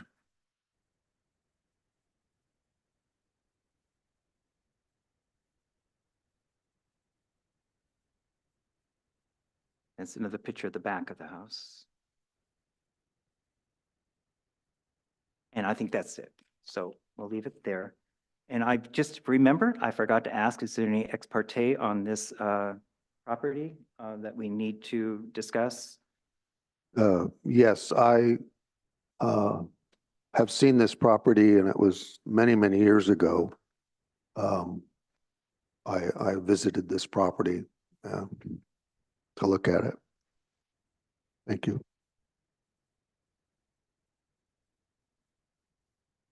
Okay, so that is, I guess, the chair's brief presentation on this property that we brought forward for discussion today. So I guess we could go into any questions first, and then we'll go to public comment. I do have a letter to read that was sent by email that I want to make sure it's in the record, so I'll read that letter. Just as I mentioned earlier, the property owner is not interested at this time to become a historic landmark. I think I mentioned that earlier in the email. Okay, any Sure. questions on this project? Is this the project that includes a swimming pool and a tennis court? And in addition to the 6,000 square foot addition? Yes. And, okay, thank you. Yeah, the addition is, well, we're not discussing it, but it's off to the side of the garage, and how it conforms to not hurting the landmark status of the house and garage is it's like a separate addition with a glass enclosed. So it's separate from. My understanding is the addition is a modern structure, It is. modern architectural style. Right. And it does not attempt to emulate or tie in or merge with. Right. There is just, I'm just looking at the drawings. The entrance to the house, where you see that courtyard and stuff, the addition that they're doing, they're using that same color stone. Oh. So it blends in together from the entrance side. The ocean view side is like walls of glass, but the back side, it has that same stone look as the. Right, current house. we were not given any, No, and we're not Photos. discussing that today. so that is not a part of our. No, we're consideration. looking at, do we want to, what the historic report says is eligible to become a historic landmark. Right. That is what we're discussing today. Right. And that was the house, the garage. And then, as I mentioned, there's some hardscapes that we might want to include too. But that's So- the discussion. So now that you've answered my first question, I have the question. Okay, So in deciding whether to designate or not this property, do we take into consideration the proposed project? No, except for I would think whatever the historic report says, which I read that it would not affect the historic potential of the project. Is what it says, you know, what the historic report says. Right. Which is from post Hazelton. I get it. Thank you. Any other questions? Commissioner Malcolm? Okay, so it's eligible to be a landmark, but has anyone found that it should be a landmark? Any of, well, I guess the architect, if it's a famous architect or whatnot. In anyone's opinion, looking at this so far, should it be a landmark? Well, I guess it's like, so this, I feel very strange because I'm not the applicant to be able, but I'm just saying, if you look at the report, it says it meets, it only has to meet one criteria to become a historic landmark. This property meets criterion A, criterion C, criterion D, criterion G, and criterion H, and it's all in the report. And there's actually criterion B that it will become, that will also be eligible in about 4 or 5 years after 50 years pass, because there is a very famous person that owned the house that from 1978 to 2001. And, but it's not 50 years yet. But this person is so well known that it will become, that criteria will also be eligible by 2028. I think that's B, the criteria that will become eligible for. Who's the will? And I believe also you can add Yeah, number Lane, I yours. to the Yours. criteria. Yours. It is. I eligible actually knew for his now. son. Could you speak up a little bit, because in your mag? Just, there's a whole lot of criteria that it meets. And just clarification on that, I believe it's B, that it will become, once Gewurz, the Gewurz period is 50 years past, it will, that will become eligible under that criteria. And I think there's one more criteria at the end when you were listing them all off. It's I, that it is also eligible for Okay, so now. I missed on, okay. There is a lot, there is a There are a lot. lot. The question, I guess, Randy, Okay. is me, is, you know, like I said earlier, when I did the subcommittee is under chapter 18A is for us to create historic landmarks. And so we're bringing this forward to talk about creating it as a landmark. And it's yours, you know, the question was, has anyone, what was the question? Anyone asked to do it or? No, I'm just, in anyone's opinion, Oh, should, any opinion? Well, I think that's what our body is make that decision. Is this, you know, I mean, I look at it, our purview is to preserve historic resources in the county of Santa Barbara. And if we feel this is a historic resource that needs to be preserved, then we can make that decision to move forward. Mr. Chair. Yes, go ahead. Could you please ask for the aerial photo that showed the roof repairs that were ongoing? It was an aerial view and it showed. Jonathan, can you go back Fairly- to that appendix A or?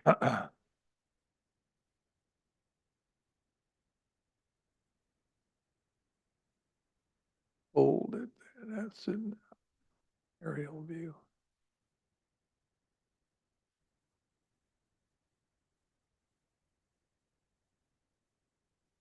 Were those No, there was, repairs or were those solar? I don't solar know. system. It was not in this group. Yeah. It was an aerial view. It was separate from that, yeah, You know the one I'm talking about, Ron? yeah. Yeah, it was on that one. Yeah, these are some different pictures that Jonathan didn't show, which I think there's some important ones of the hardscape in here. Yes. There's appendix A, okay, Oh, this is where I saw it in this group here. yeah. There it is. Yes, right there. Could you go up to E and focus on that, please? So just so I understand, that is an existing either gable or roof, right? So it looks like a shed there. And that's just a re-roofing, Right. re-roofing of. Mhm. Okay, thank you. What I need. And Jonathan, maybe you didn't, oh, I'm sorry. Go ahead.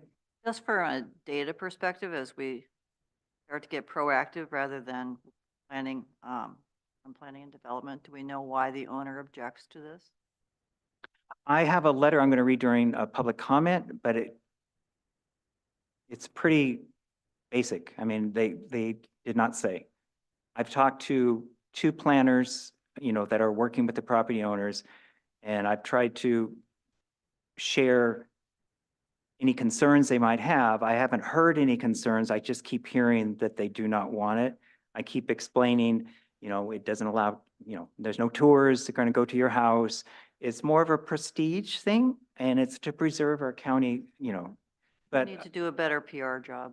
yeah, we do. I mean, I have to agree. And, I'll read the letter for the record, but, I keep trying to explain why it doesn't really affect them, the owners at all, as far as, extra cost or anything. To me, it's the prestige that I'd be so excited to own a historic landmark. Are you having any more? Okay. Commissioner Malcolm? Oh, is this, I'm sorry, just for protocol, is this just questions or do you want comments as well? Well, we're still in questions. If there is not any more questions, we could go to comments, but I have to do public comment first. I guess before we go into that, Jonathan, go back up to show some of the hardscapes, because the report does mention that there's hardscapes that are eligible. And let me just point out, when I was looking at the full report, so scroll back up to those other pictures that you had. Were those in the report? Yeah, these. Okay, so scroll down, because these are all the ones we kind of looked at the front of the house.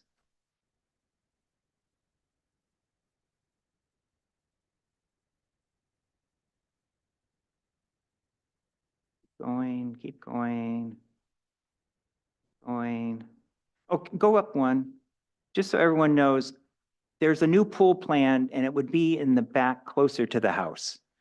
And it would be in that area. Okay, scroll. Keep going. There's great pictures here. I believe. Okay, scroll back up to the last picture. No, keep going. I'm sorry. Keep going the other way. The other way. Going. We already saw that. I thought there were some pictures of the hardscape.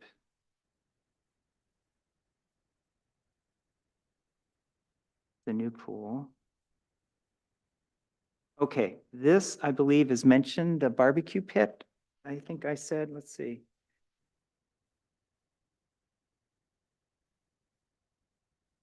The report says that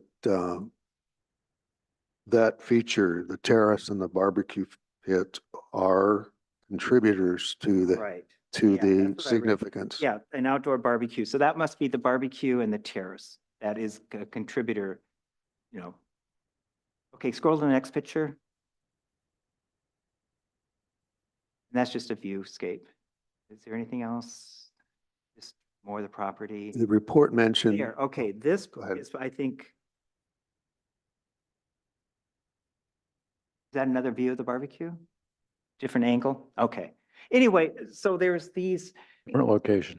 and that's the guest house, which isn't part of The other item is the main gate. the main gate, which, We saw earlier, is a contributor to the property.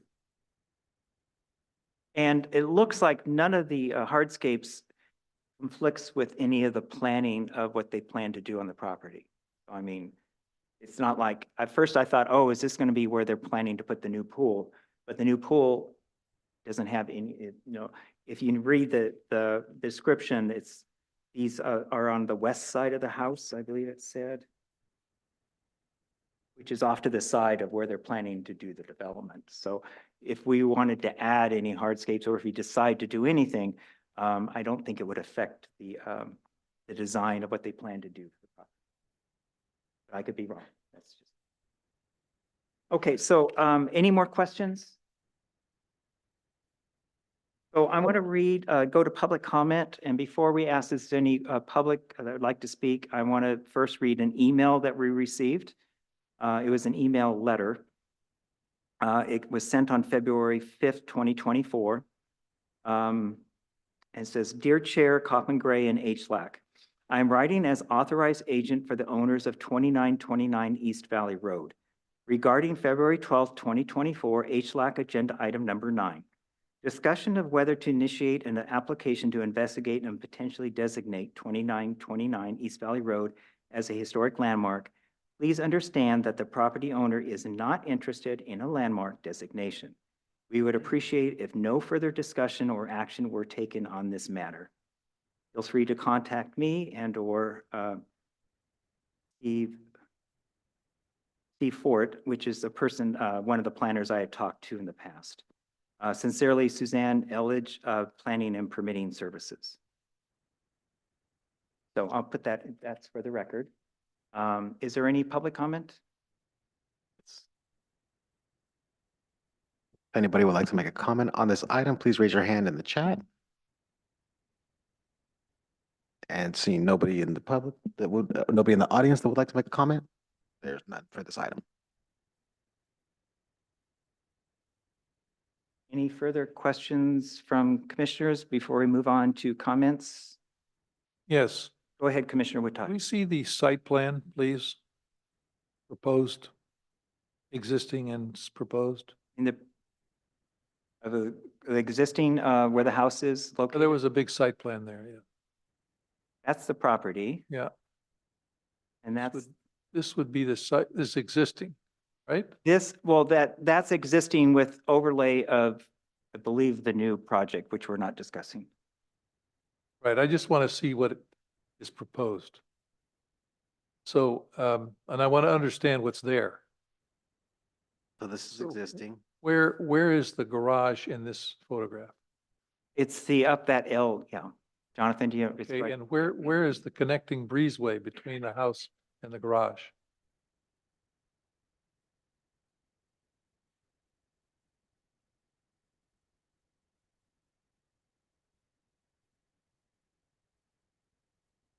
Okay, so existing residences in the upper left-hand corner, and the hook in the form there is the breezeway to the garage. That's existing.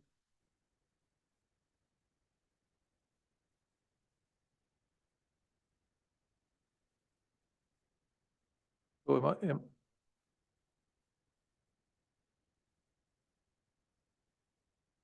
see. So, and so what is all this proposed development in the pool? Is that all new? It's all new, and we're not discussing that today. Okay, Yeah. that's fine.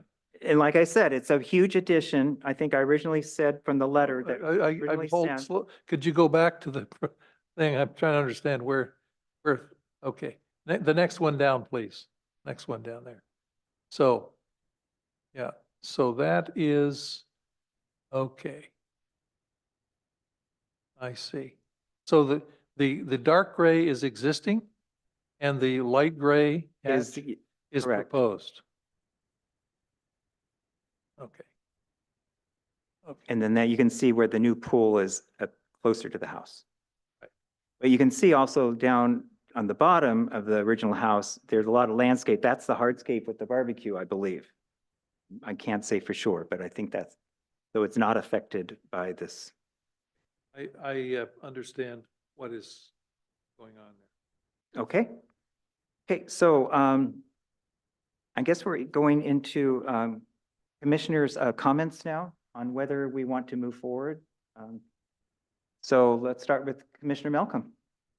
Okay, I've always thought if a landowner was a good steward of their property, historic property, whether it's a landmark or not, or actually, because it's not a landmark yet, to leave it be and let them be a good steward to their property. However, what I'm thinking for this case, since the landowners obviously does not want it to be landmarked, if someone chooses to write up a proposal for historic merit. I know the argument is, well, what happens if this good property owner sells it to somebody who is proposing detrimental changes.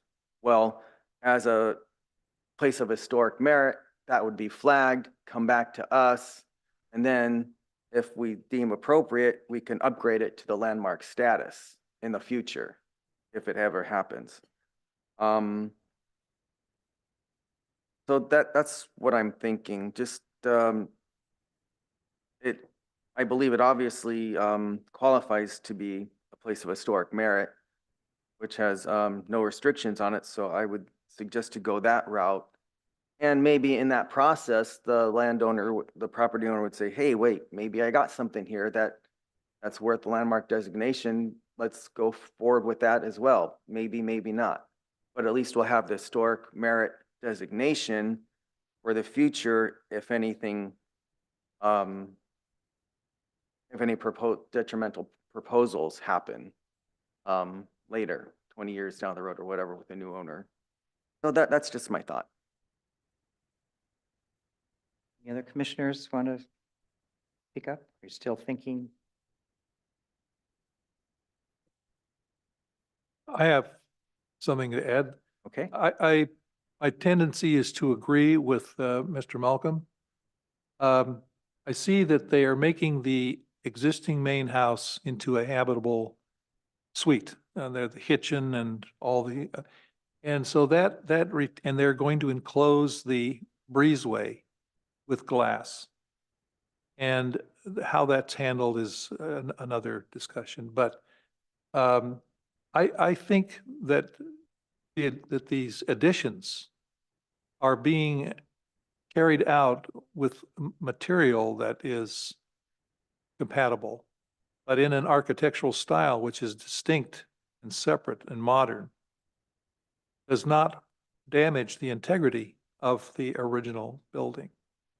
And I think that's a good thing. I think we need to look at more and more at ways of incorporating up new buildings, new styles with existing older styles, so that the integrity of both is retained. So how they enclose that breezeway and fill in with arch and fill in the arches with glass, that's apparently not going to be a part of our discussion. But I think the stable approach here is to designate it a place of historic merit, allowing us to either upgrade or for the owners to make changes in the future, and for us to look at that. Long story short, that's kind of where I am on this. Who would like to go next? Well, I can go next. I think Commissioner Witosh has made an excellent argument in favor of landmarking. The fact that it will not impose much of anything on the owner, since the owner is building what some consider a project that's not going to be detrimental to the historic structure. That was what Post Hazeltine concluded, that because the new features are so different that the integrity of the original building would be upheld. So I feel that since the Board of Supervisors established by order that this body is authorized and directed to receive and act upon or initiate applications to landmark properties, that I think this would be since the research has already been done by a reputable and certified historic body, consultants, that this would be a very appropriate property to designate as a landmark. Thanks. Thank you, Commissioner. Commissioner Duncan? Mr. Chair, um, I have to agree with Commissioner Nye, but maybe it's because I've been looking at this for a little while now. This is a pretty remarkable property. And we're just incredibly fortunate that it has the integrity that it has. If you look, for instance, at what alterations have occurred on it, it's just pitifully few. I mean, they've all been stuck, the pool or the tennis court or something like that. Hardly anything has actually happened to the house itself. And if you look on page 17, it talks about alterations and modifications. And then goes on to page 18, and it's just hardly anything. Now, part of this is the fact that it's stone, and stone is a lot more difficult to work with as compared to wood and stucco. And it's also because it's exquisite. This is an exquisite building of a very unique style that we have very few of. And if you actually look at the characteristics that it has, if you look on page 11, and it talks about all these sort of unique things that it has. Part of it is the stone itself, but part of it is the picturesque masking. And it's particularly purposefully made so that it looks like it's been added to over time. You've got these generally side gable or steeply pitched hipped roofs. Okay, these are really unique for us. We don't have a lot of these. And the main residence and attached garage exhibit all three types. Then he talks about the windows and these trabeated multi-pane window paint dormers, etc. We don't have that many buildings that have porte cocheres to begin with, and then to have it with this. And it seems to me we've also, Carlton Winslow is no slouch. He came from the East, but he also was schooled in Europe. And then he established an office in Los Angeles and came up to Santa Barbara and built some of our most notable structures. The Bliss Estate becomes Casa Dorinda, the Museum of Natural History. He worked with Daniel Craig on the El Paseo. And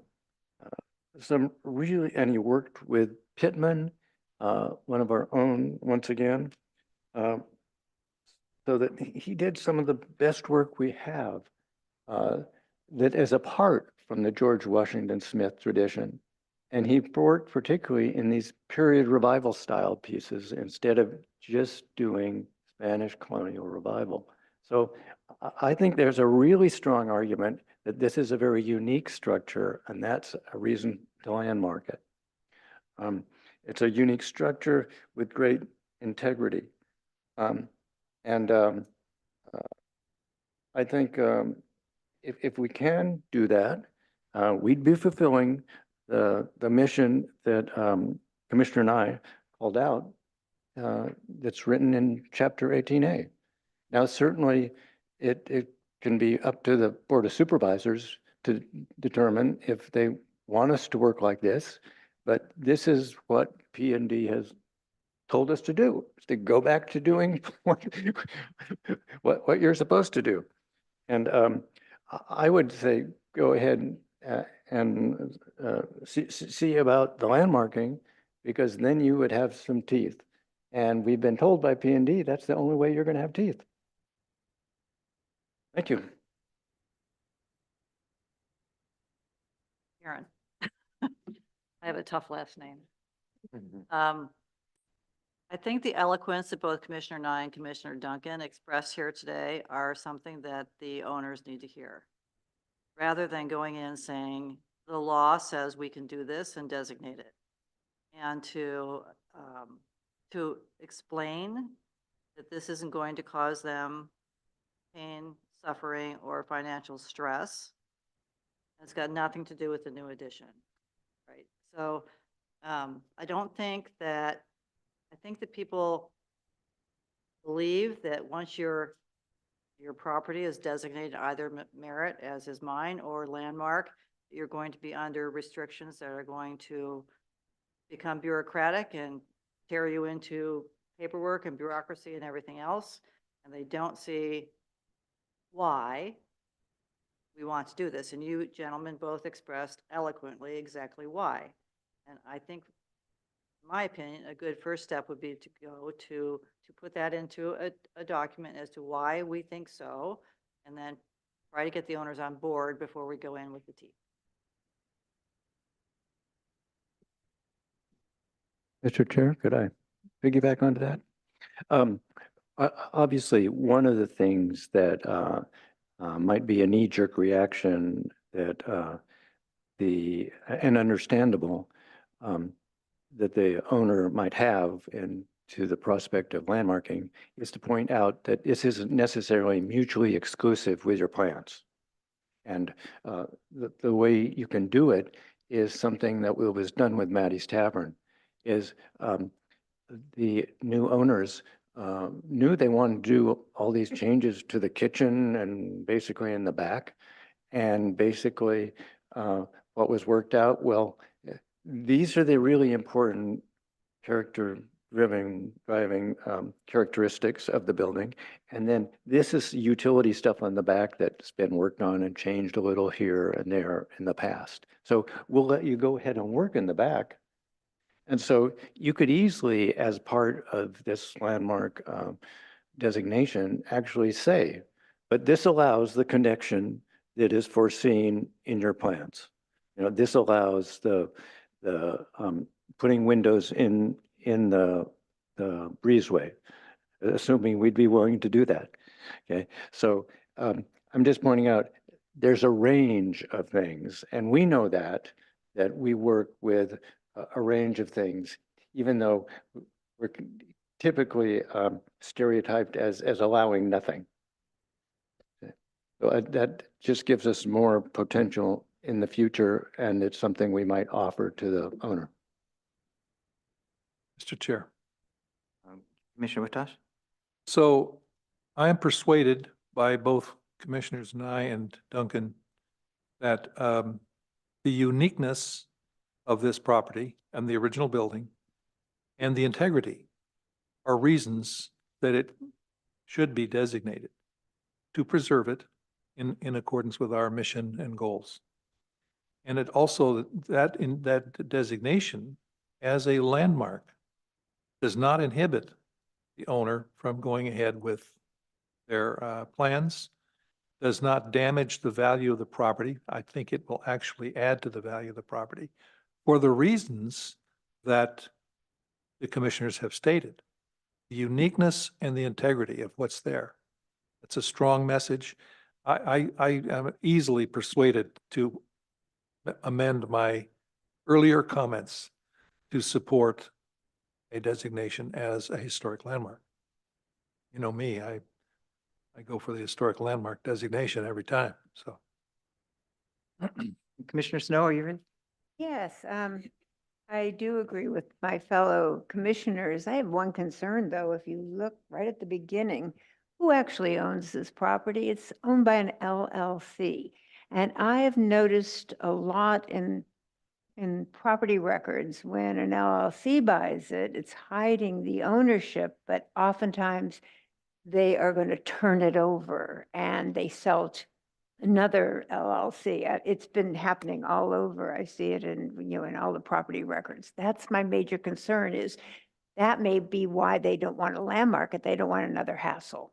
And I mean, do we have any idea who the person is, or a person, or is it? Just the email that you saw in front of you. Yeah, because they're making it very grand, and they're probably going to either, for a very grand person, like we were dealing with the Bechdel family coming in another property, they were behind that. Well, is it for that, or is it to even get somebody even larger going on. That's my concern, and they may fight. That's the only thing I have. I mean, I would love to see this landmark. This is a gorgeous place and has really a good history that supports us landmarking it. But that's, I'm just expressing a concern. Okay, let's see, I think it's time for Commissioner Knight. I'm concerned about the wishes of the owner. Maybe it's too late for a question, but they're going to get a chance to state their opposition before the supervisors put their stamp. on Yeah, I this. mean, there's a lot of, they're not here today. If we bring this back for another, to bring it to discuss as a landmark with the nomination written out and everything, that will give them a time to discuss it when actually we're looking at creating the resolution. And then, of course, the final time is in front of the Board of Supervisors. So there's many other times that they can come before us and tell us their concerns. Thank you. You want to speak on the comments about landmarking or merit or not? I think I feel like it needs to be a landmark for all the reasons that have been stated. I really do. I just try to put myself in the place of the owner who, maybe it's an LLC, we don't know, but there was something on my property that I wanted to do and couldn't because the government said I couldn't. That would bother me. So I don't know. I'm on the fence at this point, I guess. Okay. Commissioner Malcolm.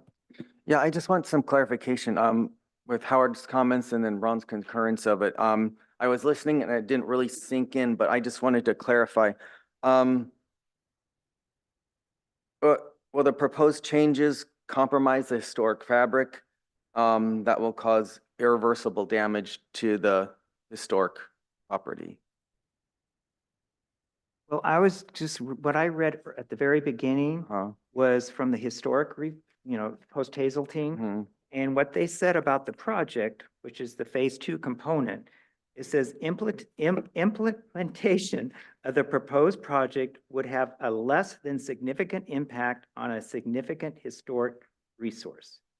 Therefore, the proposed project is consistent with the County of Santa Barbara historical and archaeological policies and the historic preservation policies outlined in the Toro Canyon Community Plan area to the maximum extent feasible.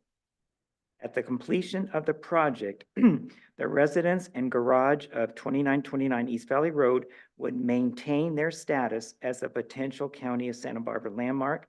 Therefore, project impacts are less than significant. Okay, that's fine. That's one company's opinion. I was thinking of Howard's opinion and Ron's opinion Oh, of okay. it as well. Well, Go ahead, Commissioner. I'm sorry to say, but our opinions on that are not relevant to what we're discussing, really. We're not considering the merits of the project or reviewing the merits of the project. The planning department does not want us to do that. We would ordinarily take up that question, but Well, they won't let us do that now. So we're going ahead and considering designating this property as something that we have been directed to do by the Board of Supervisors, assuming that we agree to do it.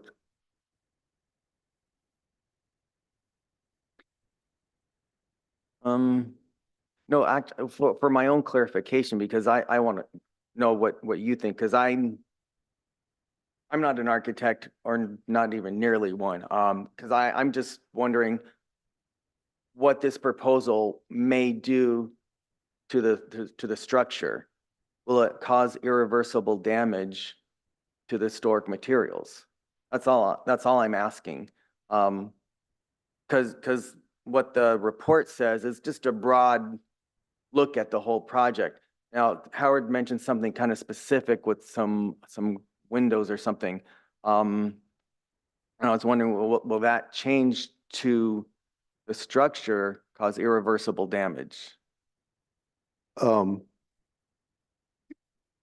It's best not to answer that, except to say, if you read the historian report, they follow the the guidelines established by the Secretary of Interior Standards for determining if a project is potentially significant to a resource. And their finding, you may agree or disagree, is that this project does not result in potentially significant impacts to this historic structure. So that's the source that we should rely on, I think.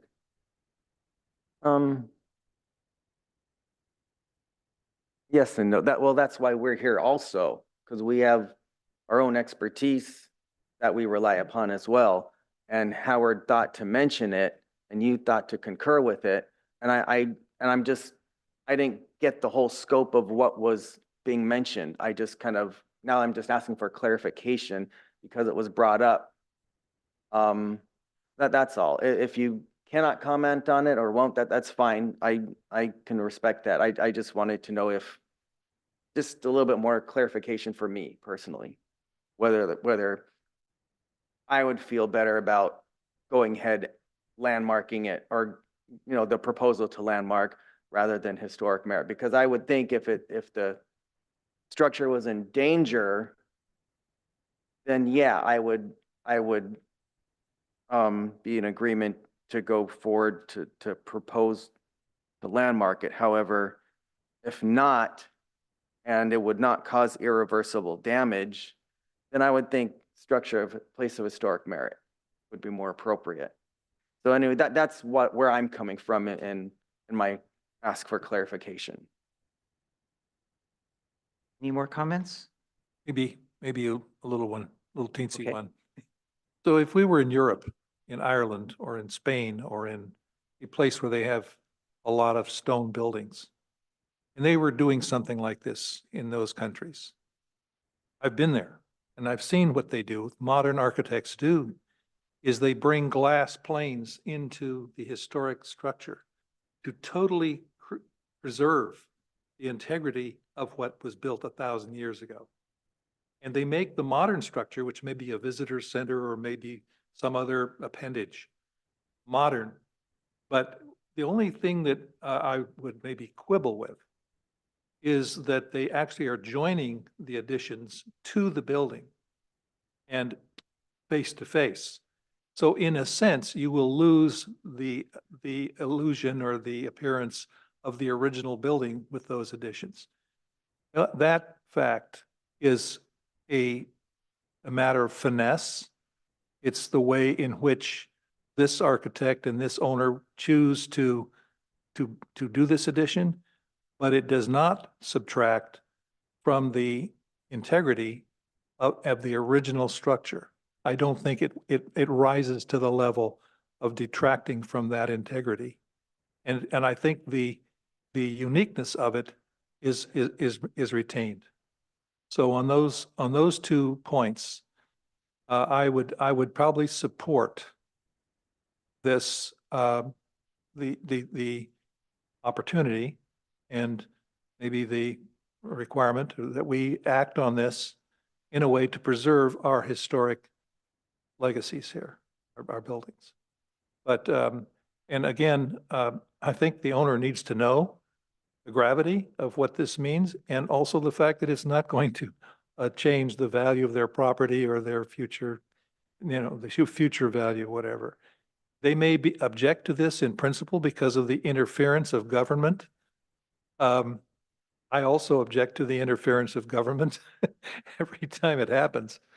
But in the case of historic, and looking at this as a historic preservation exercise, I think this rises to the level of designation as a historic landmark. One more? Okay, Commissioner Knight. Yes, and I would like to endorse what Commissioner Steinwachs said a few minutes ago, that it would certainly behoove us to approach the owner or owners officially with with the idea toward providing them with information as to what our goals are and what the implications are. If they don't choose to listen or don't want to accept that information, at least we've tried to smooth the effort. And again, what this project has given us, has presented us with, is an opportunity to decide if we would like to create a landmark designation. It's not giving us the opportunity to review the merits of the project. That is off the table and not something that we've been allowed to do. So they're really two separate questions, but project impacts and whether or not we want to designate are two separate things. It just so happens that the historian report says that there will not be potential impacts to the structure. But that's the way I see it. Thanks. Okay, so I guess I'll conclude this here with my comments. First of all, as I agree with Commissioner Nye, Commissioner Duncan, almost everybody here, you know, to me, it's amazing that we were looking at a house that was built in 1918, I believe it is. And I mean, if those pictures we saw today, those aren't historical pictures. Those are present day pictures. And to think that that house looks like that now just shows the care that all the previous property owners have taken on this. I'm sure the inside, you know, there's probably been different versions of kitchens and stuff that has gone on over the years. But the house and that garage is just amazing. I mean, it looks like I just rolled up in the 1920s and this is the house. I just think this is such a huge, significant resource, historical resource for the county of Santa Barbara to preserve, that I am definitely in favor of a landmark status. I like the idea we need to continue to reach out to the property owner to try to educate them on why this should be and the history of it. They have it in the historical report, but maybe they've never even had really looked at it. So I think we need to move forward, fill out the application form. This is when it gets to the point when who wants to help do this. But you know, this is the first one we're doing on our own, so I can probably start at it and work on that. But I'd like to bring it back with the nomination and the application filled out for everyone to see for further discussion, because we are just doing discussion still. And then we can tweak maybe that the resolution can include some things in there that might ease the property owner, you know, about historic status. You know, we've done that in the past. And, you know, we need further discussion on the hardscapes. We really didn't talk about that today, if we want to include that or just the house and the barn, but I mean, the garage. But those are the, you know, the things that we, you know, this is just the initial process. So we don't have to do a vote on this. It's just, it was just a discussion, but the consensus I see is from everybody to come back with it as either a nomination, you know, fill out the nomination forms are both for landmarks and merit. So that discussion can be done as we continue. Chair, So, yes. I think it would be appropriate to include the gate, entrance gate. And if you are going to mention hardscape, the barbecue and patio area, that little form, because they are going to lose some hardscape with the introduction of a pool. And in the I thought I would put in what was in the report, that's fine. because that is considered Right. contributing factors Yes, to the but historic. I would make sure to include those. Yeah, and in the then, nomination. if we find out that it might conflict with something they want to do, well, we can always discuss on this. But I think Yes. I was just planning to what says is contributing factors, the house, the garage, the hardscapes that were mentioned, put those all in there initially, and then we can discuss if we want to include it or not include it. I think the entrance gate needs to have its own word. Yeah. please. Okay, so let's move on. Let's take a 5-minute break real quick so we can stretch our legs. And then we have one more agenda item. We'll be back at 12.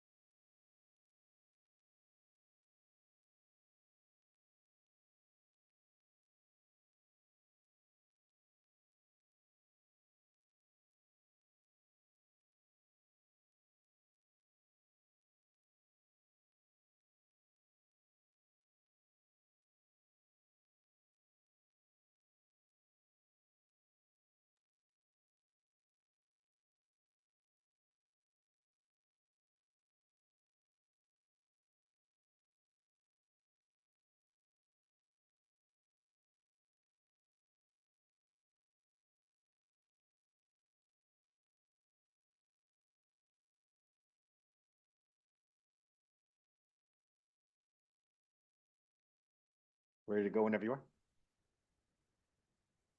I'm going to call back to order the Historic Landmarks Advisory Commission meeting for February 12th, 2024. And we're moving on to a standard agenda item number 10.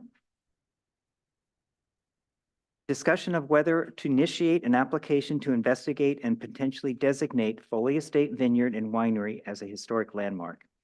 The County Historic Landmark Advisory Commission will review, discuss, and provide comments on whether to initiate an application to investigate and potentially designate the Foley Estates Vineyard and Winery as a County of Santa Barbara Historic Landmark. The property is a 37.21 acre parcel zoned AG 1-40 and shown as assessor's parcels number 137-020-071, located at 1711 Alamo Pintado Road in the San Ynez Plan area. This is in the 3rd Supervisorial District. So why this is on the agenda today? Let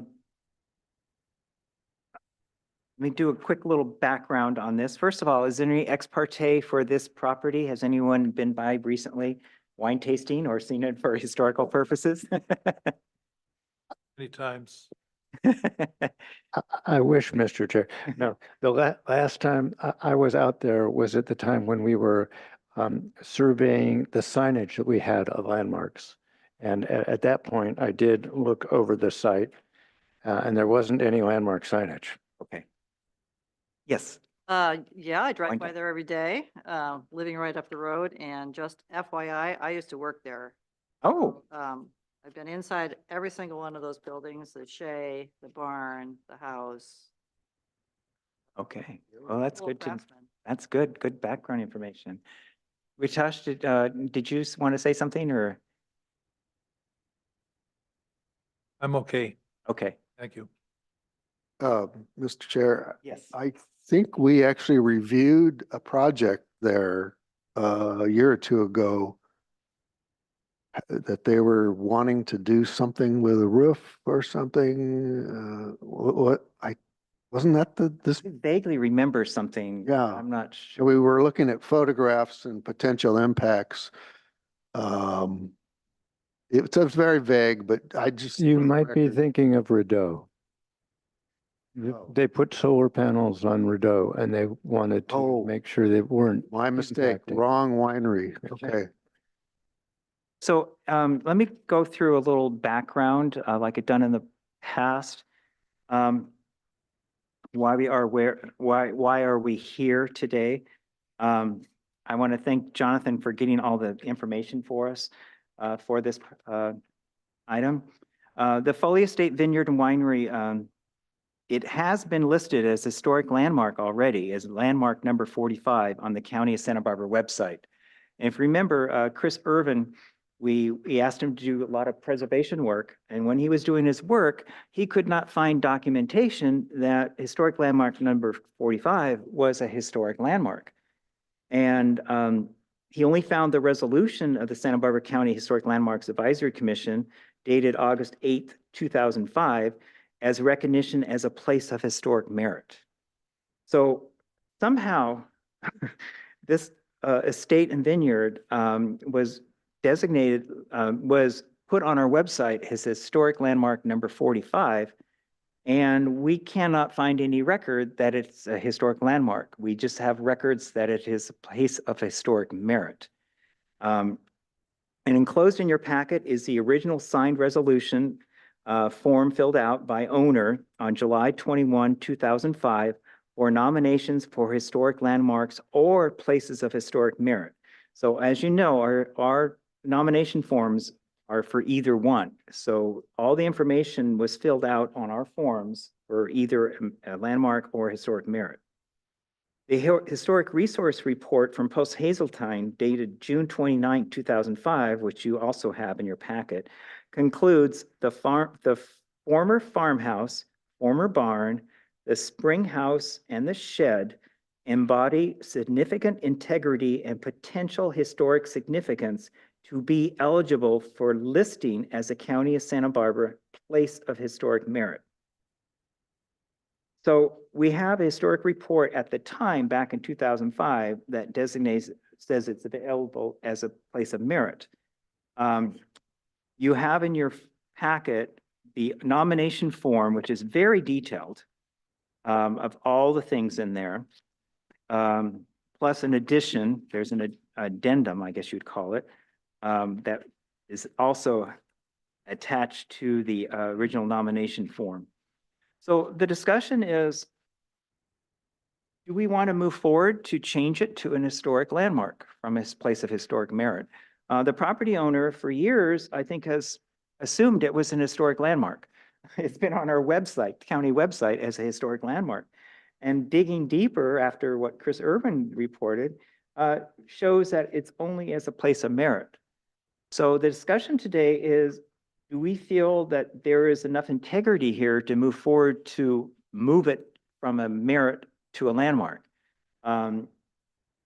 If we decide to do that, it would be fairly easy because we have a resolution that we could just change and resubmit it to the Board of Supervisors, and keep number 45, because right now on our website, it goes from 44 to 46. So there's like a blank number. And I talked to county council and they said that, you know, we could do whatever we want. If we wanted to put a new landmark as number 45 in its place, we could do that, or just keep it blank and never have a number 45. Or if we decide this property should become a historic landmark, we can use the number 45 for it and put it back where it was, you know, on the website for many years. So that is kind of my background. So today we're discussing to look at the merits that are in the application. As I mentioned, the post-Hazeltine report mentions it to be a place of historic merit. But we have this very detailed nomination form that lists a lot of things that we might decide that that is enough to make it a historic landmark. So let's open it up to questions. And I'm not sure who the questions will go to, but we'll try again. Go ahead, Commissioner Malcolm. Has anyone listened to the audio or read the minutes, or not? Well, the minutes would be abbreviated, but does the audio still exist from that date that to designate place of historic merit from this commission? That might be a question. Jonathan, do we keep records, audio records back? What was the This was date done for this? 2005. I'm sorry. 19 years ago, but I'm just thinking Yeah. there might have been a reason why we didn't designate it as a landmark and just left it as a place of historic merit. Yeah, I was not planning to put Commissioner Malcolm on the spot since he was the only commissioner that was on. I commission couldn't back think then. back. I don't Yeah, I know. remember, I wouldn't be able to so else remember I would that have far said back. more, but I can't. So it Unfortunately. may be because Bill Foley asked for it to be place of historic merit in his letter of August 3rd, 2005. Because the original, maybe if someone can more detail, but I was looking at the original nomination and it didn't really specify one or the other because it was just on our form. Where is it here?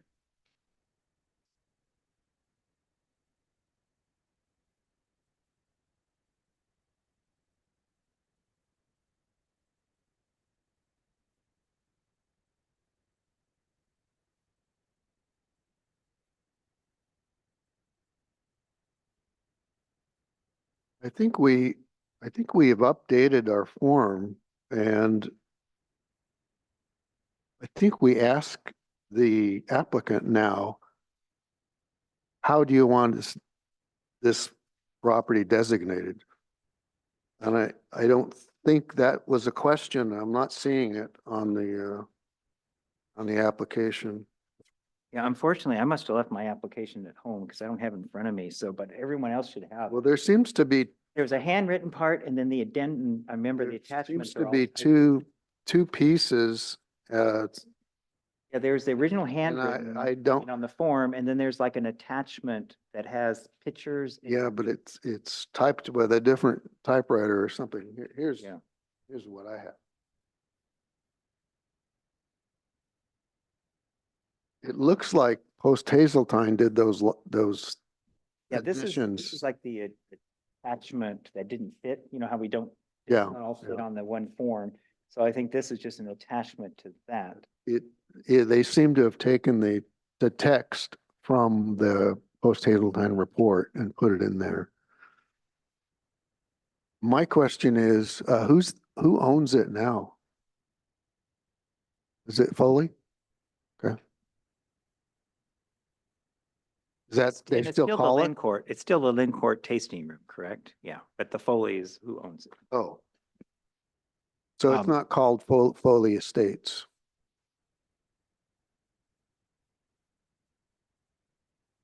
Oh. Yeah, I just, well, this is more of a comment, so I'll wait till we get to comments. Any other questions? Yeah, You said, I'm sorry? Okay. I have a Mr. question. Ratush? So in the post Hazeltine report, they had photos. And in the photos, they had a ramp.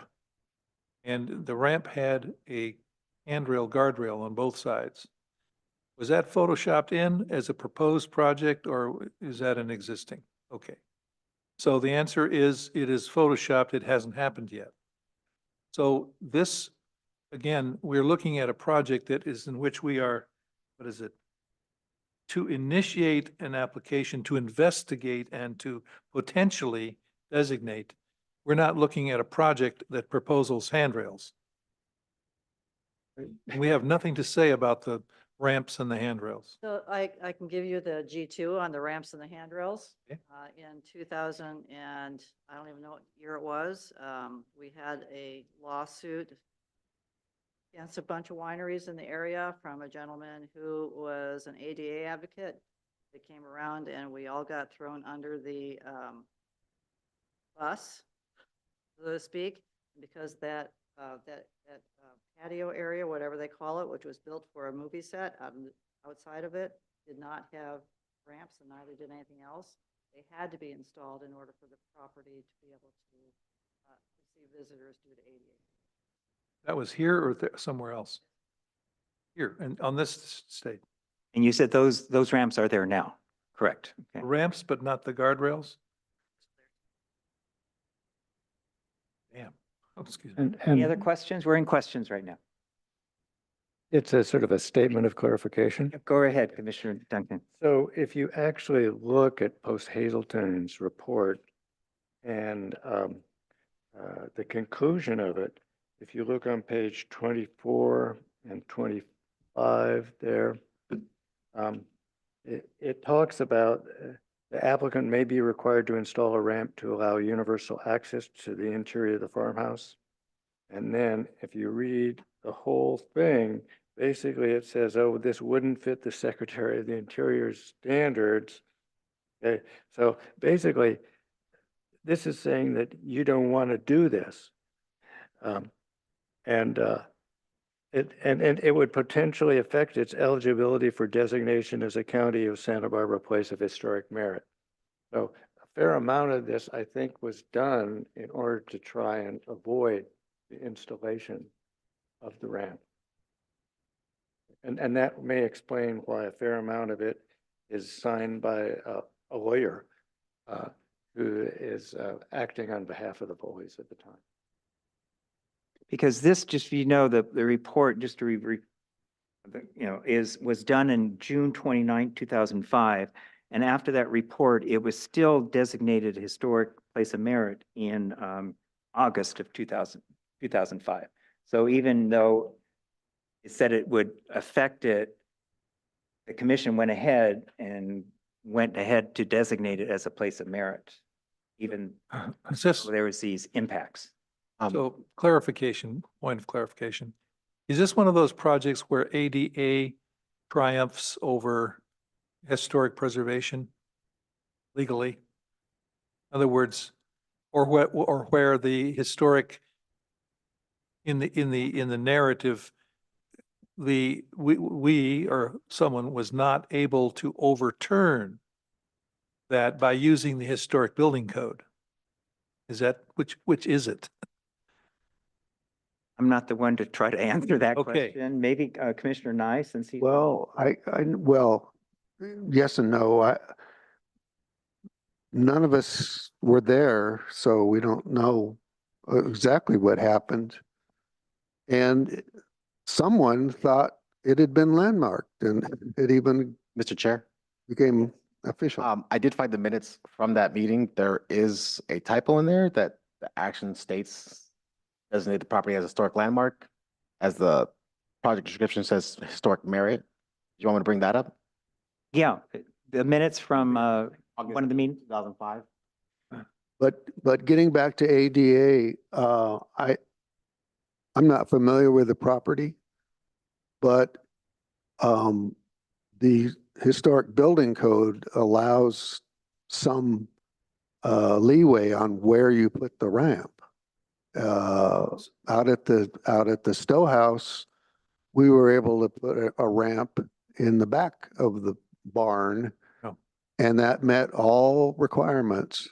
But it depends on the building and Right. well, they may have, putting it in the front, if they did, maybe the only place they could put it. Well, That's the law. This is an old craftsman. It's a very cool old craftsman. Yeah. And there is also, and I'm guessing, a letter from the Frankovich Group of Lawyers, Polsky versus Foley Estates Vineyard, cites this being, I'm guessing this is something to do with the ADA. Right. I just want to draw everyone's attention to what Jonathan just put up on the screen. This is the minutes from the August 8th, 2005 meeting when it was moved and seconded to become a place of historic merit. And it's interesting, it says the first sentence as a place of historic merit. Then you look at the vote moved and seconded by Lorenzo and carried by a vote that designate the property as a historical landmark. So in this 1 minutes, it has it either as a merit or landmark. I think visiting the audio would be of help, great help. Also, wanted to make an opinion on the issue here of, Okay, we're still in questions because we have to go to public comment. Yeah, before we well, get- Okay, okay.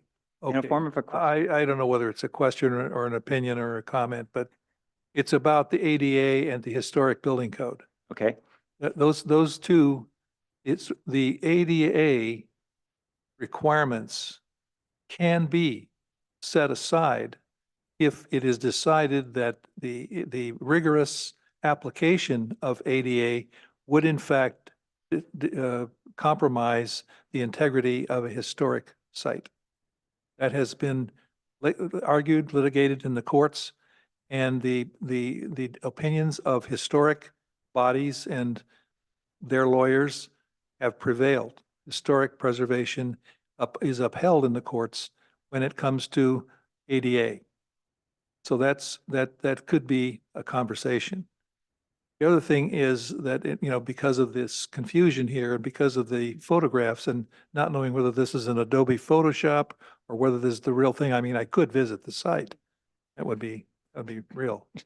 But the concern that I have is that, or the comment that I have, question I have is, as long as you provide equivalent access for wheelchair handicapped people, and they can get from point A to B, and they can via a system of ramps and landings without exceeding the ramp slope requirement, you can do this without a handrail. Ramps which have a slope less than 1 in 20 do not require handrails. Ramps which have a slope of 1 in 12 require handrails, but in the event of historic building code conflict, they can be set aside. Ramps in theaters actually are 1 in 8. So you have 3 different levels of criterion with respect to ramps. And it is not necessary to have these handrails running all the way up and down the hill in front of the building. It's the first thing that offended my eye was that. And now that I understand why they were put there, and now that I also understand that it can be set aside, I have questions. Now I have comments. I have a question. What is it we want? Yeah. There you go. Well, that's why I brought it here, is do we want to revisit this? And do we feel that we have enough information that it could be just upgraded to a historic landmark? Or do we just leave it as it is and not revisit it? So I guess that's a good question. I've got some more fact-finding stuff here. Okay, yeah, I wanted to ask council of what is up on my screen right now from August 8th, because it's my impression that the HLAC was noticed for nominating this property as a place of historic merit. But then the action is for as a landmark. To me, that means there was inadequate noticing. Through the chair, commissioners, there would potentially be an issue with noticing had the action been to designate this as a landmark. But I think what we're seeing from the other documents is that the action was in fact, and the resolution states that it was historic merit, in which case noticing would be proper. And what we have here is probably a typo, as Mr. Hines stated, but we could look into that further if there are So audio. this conflict was resolved by simply making the resolution refer to a place of historic merit. True, the ultimate resolution is correct Sounds like it. in accordance with the noticing. And then the other thing I wanted to point out is if you look at the post-Hazeltine report on the summary statement of significance under page 20. Okay. And of course, this was what was their evaluation at this particular point in time. But it says the house at 1711, and what they're talking about here now is the Craftsman farmhouse, which became the tasting room. Does meet criteria 3, 5, 6, and 7. However, since the former farmhouse is ancillary buildings and its setting have undergone alterations and modifications since its period of significance, it's only eligible for designation as a county of Santa Barbara place of historic merit. So that's their analysis at that time with that situation. Interestingly enough, of course, it's probably the ancillary buildings that have undergone the most changes there. The house itself is in pretty good condition, or at least the last time I went there. And what is interesting is it really is a classic Craftsman in that it was a kit. And they do have a picture there of, you know, how it appeared and was sold as a kit. I don't know where it came from, but it was something standard that you could get as your classic Craftsman.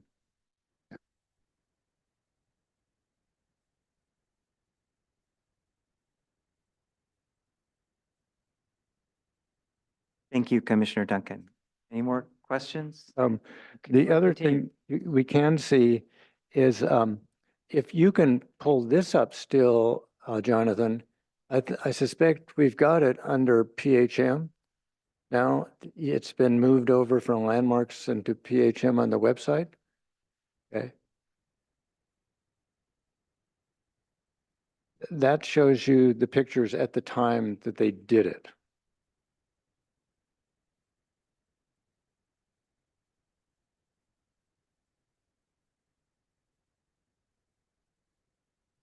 Oh, okay, let's wait till let Commissioner Duncan finish. There we go. So there are some pictures.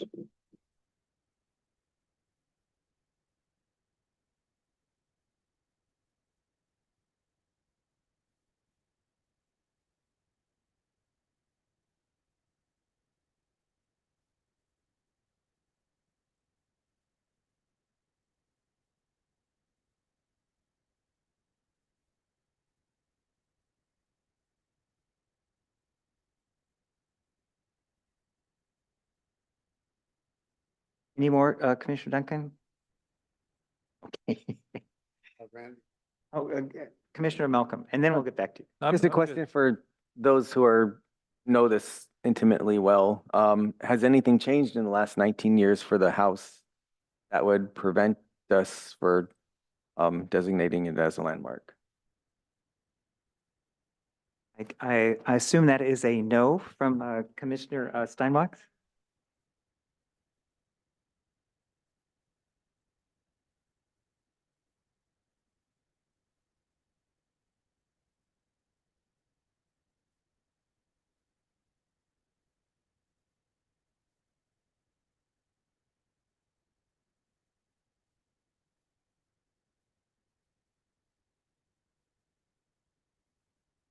Okay, Commissioner Witash.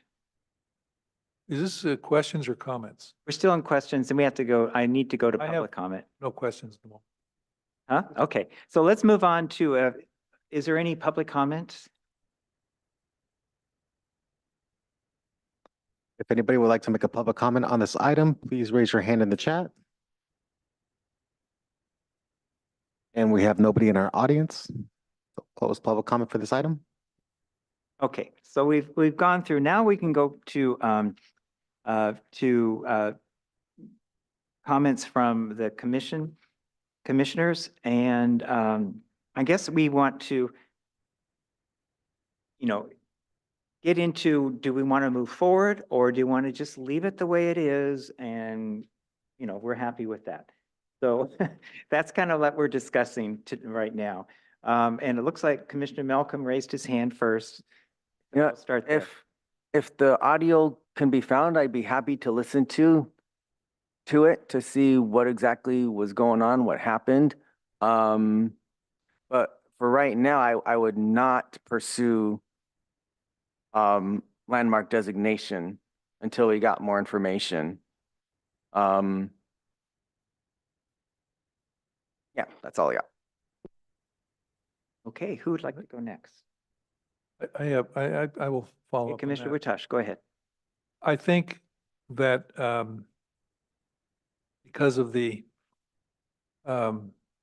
way it went down with the on August 8th or whatever it was, that it went down as a place of historic merit in the resolution as a historic merit. That mainly is the reason that because of the resolution that it should remain a place of historic merit.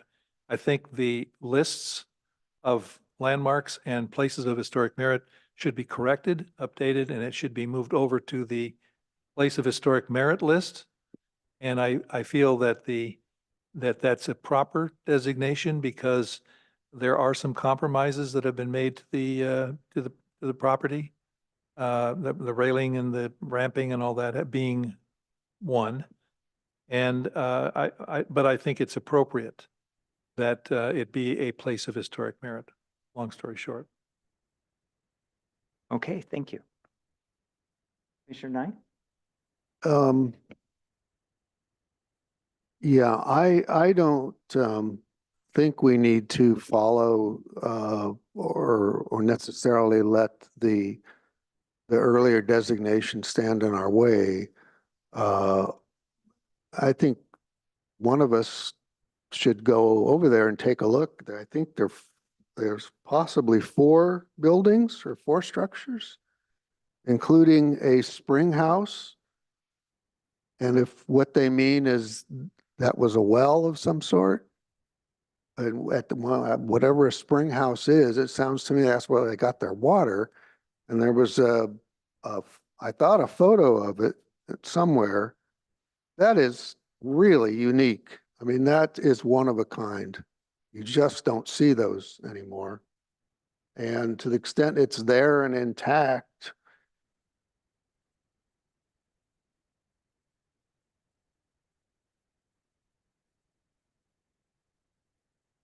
it's the one on the bottom, I think. That is really cool.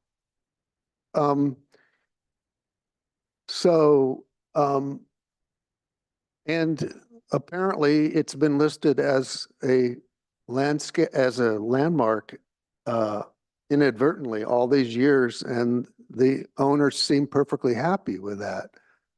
So given the number of things that are properties that have been landmarked over the years, which in my opinion do not deserve landmark status, I would be hard pressed to deny this property landmark status, given what we know about it. And so I would favor landmarking it and disagreeing with the findings of Post Hazeltine. Okay. Commissioner Steinwitz. So first of all, the ramping, Howard, is not the one that was photoshopped in. The ramping is on the additional patio structure, covered patio structure. Not on the Craftsman. So the railings on the Craftsman are the original ones that go up. The spring house is really cool. You talking to your mic, because we are talking to your mic. Yeah, the spring house is very cool. It is, or it was when I was there, it's used for storage of wine bottles now. It's, built into the side of the hill, so it's passively cooled. The barn has been changed into, it's not used as a winery any longer. It's used for special events. And the Shay, which has office above it, is also unique kind of winery design. I would imagine that's a newer structure. I would just recommend that we leave it as a site of historic merit, because that's what they asked for and that's what we did. And it's Bill Foley, and he's got a lot of other fish in this kettle. And it's a very large corporation now. I mean, when Bill owned this was his first property. And since that, he's got multiple properties here and across the world. So it's a very large corporation now that you might have a hard time getting any kind of traction. Commissioner Snow. I agree that we should keep it as historic merit. When we looked up at the agenda, that was unapproved. If you noticed, that went down to the next page and it hadn't been approved, where it was mentioned as being a landmark. Though, no, not that one, when you had it in the minutes, our minutes.